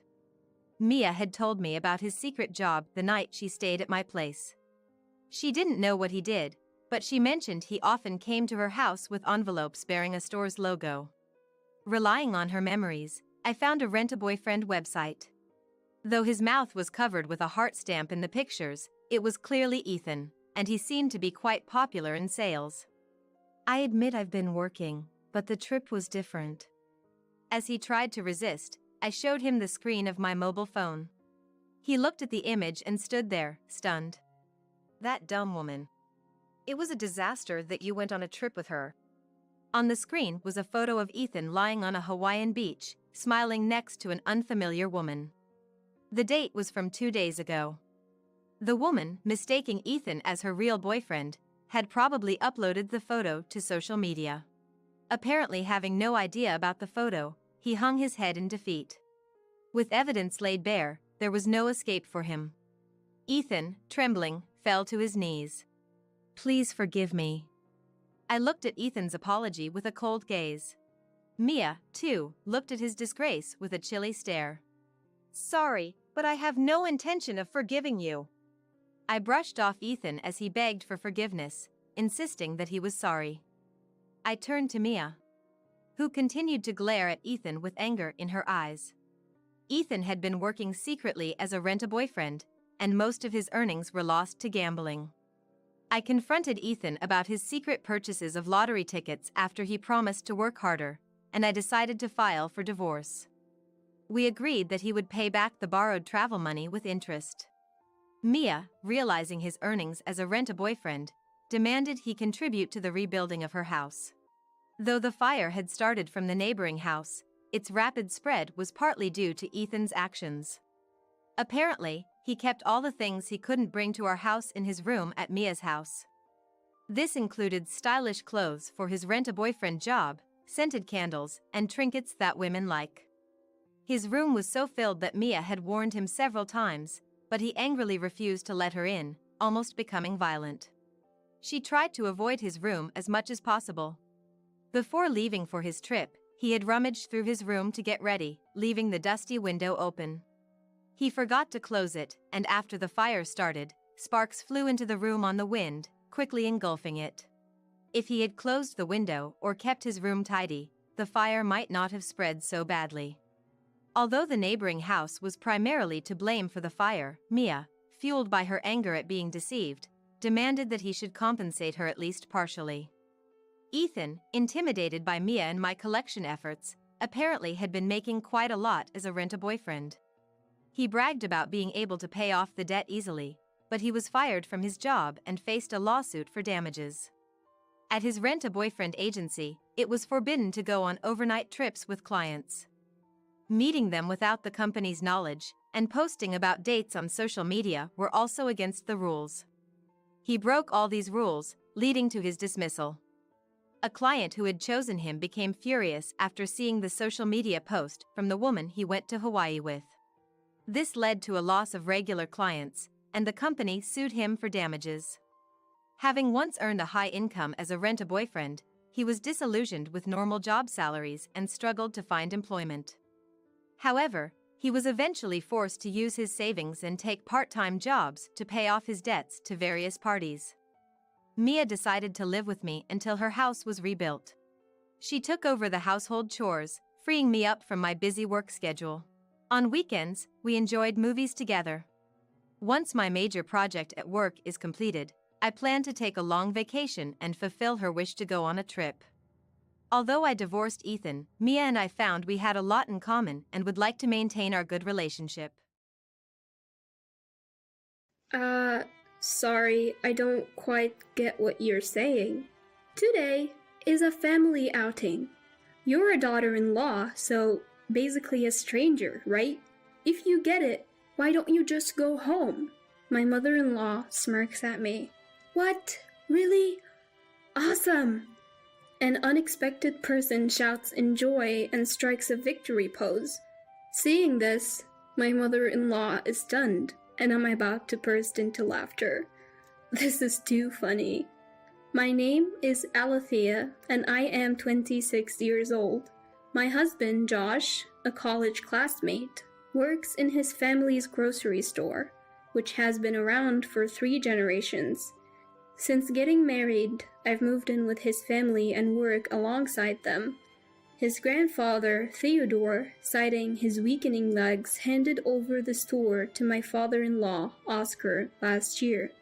It's not that I can't walk, but I'm still in good health, so I sometimes go to the store.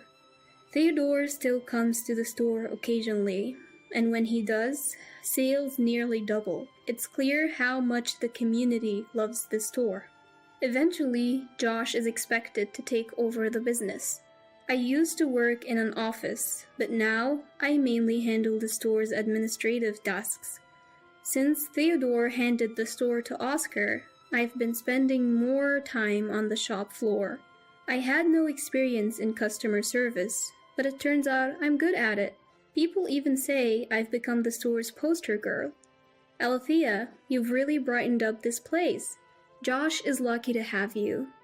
Those kind words come from Dave, who runs a candy store next door. We supply the fruits for Dave's store, and he's been a loyal customer for years. I was nervous about leaving my hometown to live in a new place, but I love Josh, and the locals have been really good to us. We haven't been blessed with children yet, but otherwise, I'm living a pretty happy married life. Except for one issue. Do you know what male superiority and female inferiority means?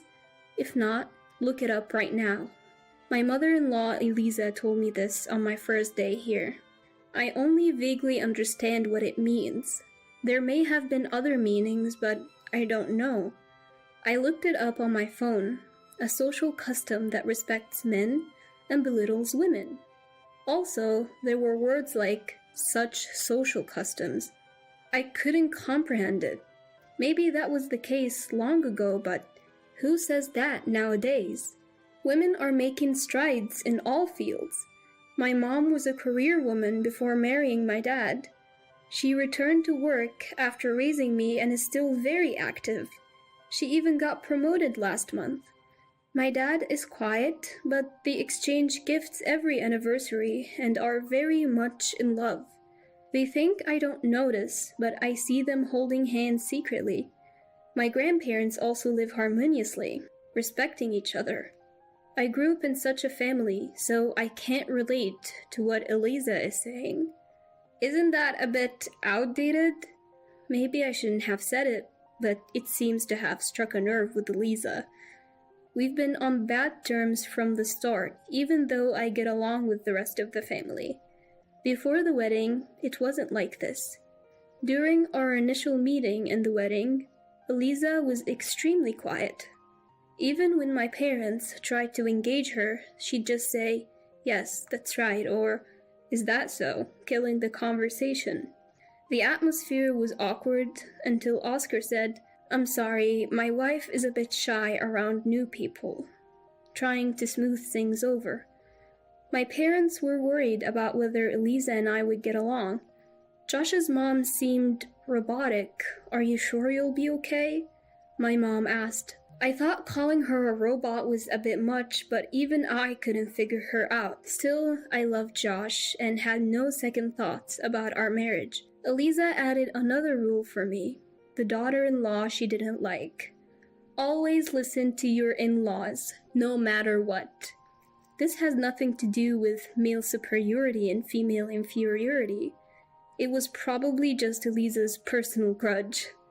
I've been married and living here for a few years now, and to be honest, I don't take Eliza's words too seriously. Once, when I tried to send some expensive wine to my parents for their anniversary, she said, "You don't need to send such expensive gifts. You're part of this family now, so focus on us."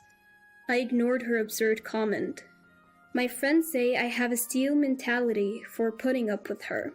I'd like to get along with Eliza since we live together, but she seems to really dislike me. What a pity person. Both Josh and Oscar apologized to me for her behavior. They're struggling with her too. How many times do I have to tell you? Oscar gets yelled at almost daily. Each time I think to myself, what was that about male superiority and female inferiority? Josh, do you really think you'll make sales with that kind of customer service? Eliza usually keeps her distance from the business. She's perfect at housework, saying that's a woman's primary role. On the other hand, I only clean what's visible, so I often get scolded by her. Since Theodore handed the store to Oscar, Eliza started to interfere in the business. But as her enthusiasm increased, the store's sales have declined under Oscar's management, so Theodore occasionally helps out, which Eliza does not like. Theodore, Oscar, Josh, and I can handle the store. You should enjoy your retirement. What about me? Eliza tells this to Theodore, who awkwardly returns to his room each time she speaks. Eliza, who bosses me around, seems to have a, let's say, delicate relationship with Theodore and his wife. I thought Eliza would listen to her in-laws since she expects me to, but apparently not. Because my grandmother-in-law Grace is very kind. Even Theodore, when he sees I'm down, he will say, "Come here, Alethea, have some candy." They treat me like a real granddaughter. We've become like tea buddies recently. We don't talk about male superiority and female inferiority, but they sympathize with my struggles with Eliza. They told me to call them Grandpa and Grandma, and I do. Eliza got mad about it, but backed down when she found out they had asked me to. Do you both like pound cake? It's always served when we have tea. Every time I have tea with Theodore and his wife, pound cake is on the menu. When I asked, they said, "We have a friend who always brings us pound cake. We call her the Pound Lady." Pound Lady? I couldn't help but laugh out loud. But it seems like they're really struggling. "Hey, Alethea, can I ask you for a favor?" I was surprised by Grace's request. A few days later, I was at the bakery next door. "Excuse me, can I get some cream puffs, eclairs, and, also some pudding, please?" Christina, Dave's daughter, looked delighted as I excitedly placed my order. Originally, the shop focused on homey sweets made by Dave. But since Christina, a culinary school graduate who worked at a famous bakery, returned to town, the shop started offering more elaborate desserts and has been even featured on TV. Of course, Dave's sweets are delicious too. Christina is beautiful and very kind, but strangely still single. She also calls me Alethea dear. Thanks for coming by so often, Alethea dear. We haven't seen Eliza much lately, though she used to come every other day.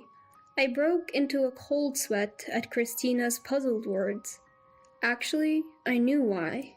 Eliza stopped coming because I started frequenting the bakery. Is Eliza not feeling well? When Christina asked, I lied. No, she's fine. She and Oscar are getting along well. Christina looked puzzled and said, I see. The truth is, Oscar still gets yelled at every day. I am back. As I returned to the store, I locked eyes with Eliza. She glared at me openly and stormed off home. Seeing this, Josh asked, Something wrong? Well, actually, Grace had told me this. Alethea, we'd love to try some of Christina's sweets. Dave lost his wife early and raised Christina as a single dad. Christina often consulted Grace on matters she couldn't discuss with her dad, and Grace adored her like her own daughter. We've never tried any sweets made by Christina. What? Never? Why? I wondered why they hadn't, given the bakery was right next door. It's because of the Pound Lady. Theodore sighed. Ever since we told Dave his pound cake is the best, she keeps buying it like it's a curse. Right, when Christina came back and brought us some sweets, we sent her back with them, saying we prefer pound cake. As I thought, who would do such a rude thing? An image of the Pound Lady formed into my mind. Could the Pound Lady be... As I said this, both of them awkwardly nodded and chuckled. It's something Eliza would do. The next day, as I was preparing tea for Theodore and the others, What's this?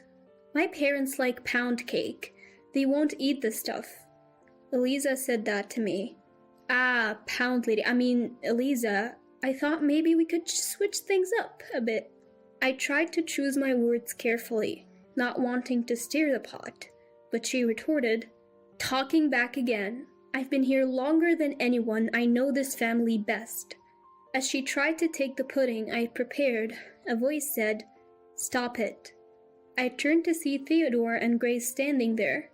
We asked for this. Alethea did nothing wrong.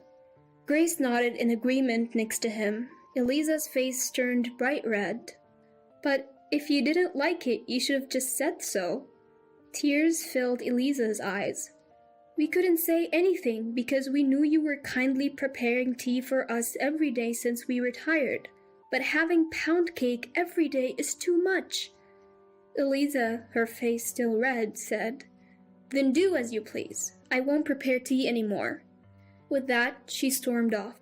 Theodore and Grace could have gone to the shop themselves, but they were afraid of being seen and word getting back to Eliza. Eliza has been strong-willed since she moved in. We thought it was an odd match for our mild-mannered son, but we tolerated it because he chose her, Grace said with a troubled look. Both were delighted with Christina's pudding, especially Grace, who shed a tear saying, "She's grown up so well." From then on, I prepared the tea, making sure to vary it so no one would get bored. This incident worsened my relationship with Eliza. The tension spread throughout the house, making mealtimes as quiet as a funeral. Oscar, unable to bear it, suggested, "How about a family overnight trip on the shop's next day off?" "Great idea," Josh agreed, instantly lifting the mood. I glanced at Eliza, who seemed to agree, and even offered to handle the hotel arrangements. Everyone felt relieved, seeing Eliza in a slightly better mood. On the day of the trip, Eliza was more excited than anyone. It was the first time I'd seen her in such a good mood since I moved in. The hotel she booked was a famous luxury one, and I was excited too. Good, she does have normal emotions. "Alethea, could you accompany me to the front desk for a check-in?" Feeling uneasy at Eliza's sinister smile, I went with her to the front desk. "Reservation for 5? Did I hear that wrong? No, if there are 6 people. Before I could finish, Eliza cut me off. "Yes, that's correct. A reservation for 5. That's what Eliza, standing next to me, said. I didn't understand what she meant. By any count, there were 6 of us today. Huh. Eliza, are you leaving? When I said that, she glared at me and retorted, "Why would I leave? You're the one who should go." "Sorry, I don't understand what you mean." "That's because you're not family. You're just my son's wife. Got it? Now leave." She mocked me with her words. I was confused and, of course, angry. It was a low blow. And if she didn't want me here, she shouldn't have brought me in the first place. The front desk clerk looked uncomfortable, which made me feel even worse. Just then, "What? Really? Yay!" I turned around to see everyone else standing right behind us. Apparently, they'd come over because they were curious about what was going on at the front desk.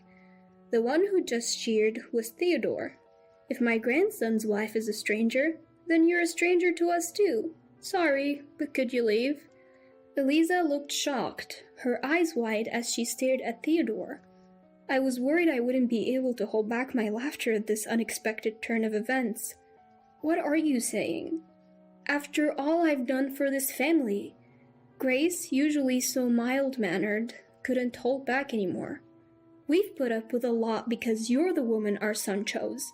But the main thing is," she paused, then said, "your face is scary, you know?" I couldn't hold back my laughter, and when I glanced at the front desk clerk, she was also struggling to contain her giggles. Eliza's makeup was unique, especially her eyebrows, which were always at a 45-degree angle, like a roller coaster. "What's going on?" Eliza was getting heated, so the hotel kindly provided us with a room. It was an awkward situation. Once we were seated, Theodore and Grace began lecturing Eliza about all the pent-up grievances they had. Apparently, Eliza had worked in the shop right after getting married, but was terrible at customer service. Her scary face and rude responses like, "What? I can't hear you, say it again," had made her unsuitable for the job. Theodore warned her each time, but Eliza seemed to get upset. Oscar had apparently become infamous for marrying such a woman. Still, Grace had always defended her, saying, "She's usually a good girl, just a bit shy." There was no way she could say something like, "I'm afraid of your face, so please don't go to the store," so she decided to ask her to do some housework. Fortunately, Eliza was also very thorough with her housework and seemed to be very involved in raising her son Josh. Josh, her son, whispered, "Yeah, my friends always said my mom looks scary," making me elbow him to stop making me laugh. Lately, sales had dropped significantly since Eliza started working in the shop again. People were yelling at Josh and Oscar in front of the store, and some people looked at me suspiciously and left without buying anything. "We're in the customer service business. Your attitude might be driving customers away. Can't you do something about it?" But Eliza simply retorted, "No, I can't." "Eliza, aren't you too strong-willed?" As I stood there in disbelief, Eliza glared at me and yelled, "Why is she okay and I am not? I don't get it." Feeling that Eliza would not calm down if I stayed, I said, "I'll go ahead and leave," and stood up. "I'm leaving too."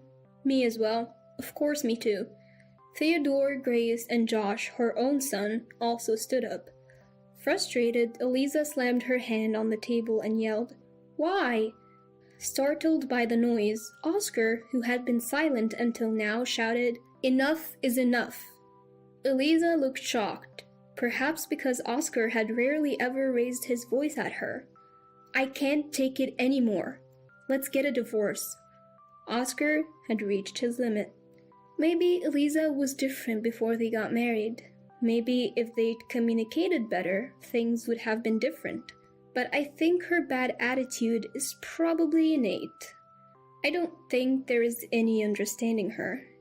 In the end, Oscar and Eliza decided to get a divorce, and she moved back to her parents' home. The trip was, of course, cancelled.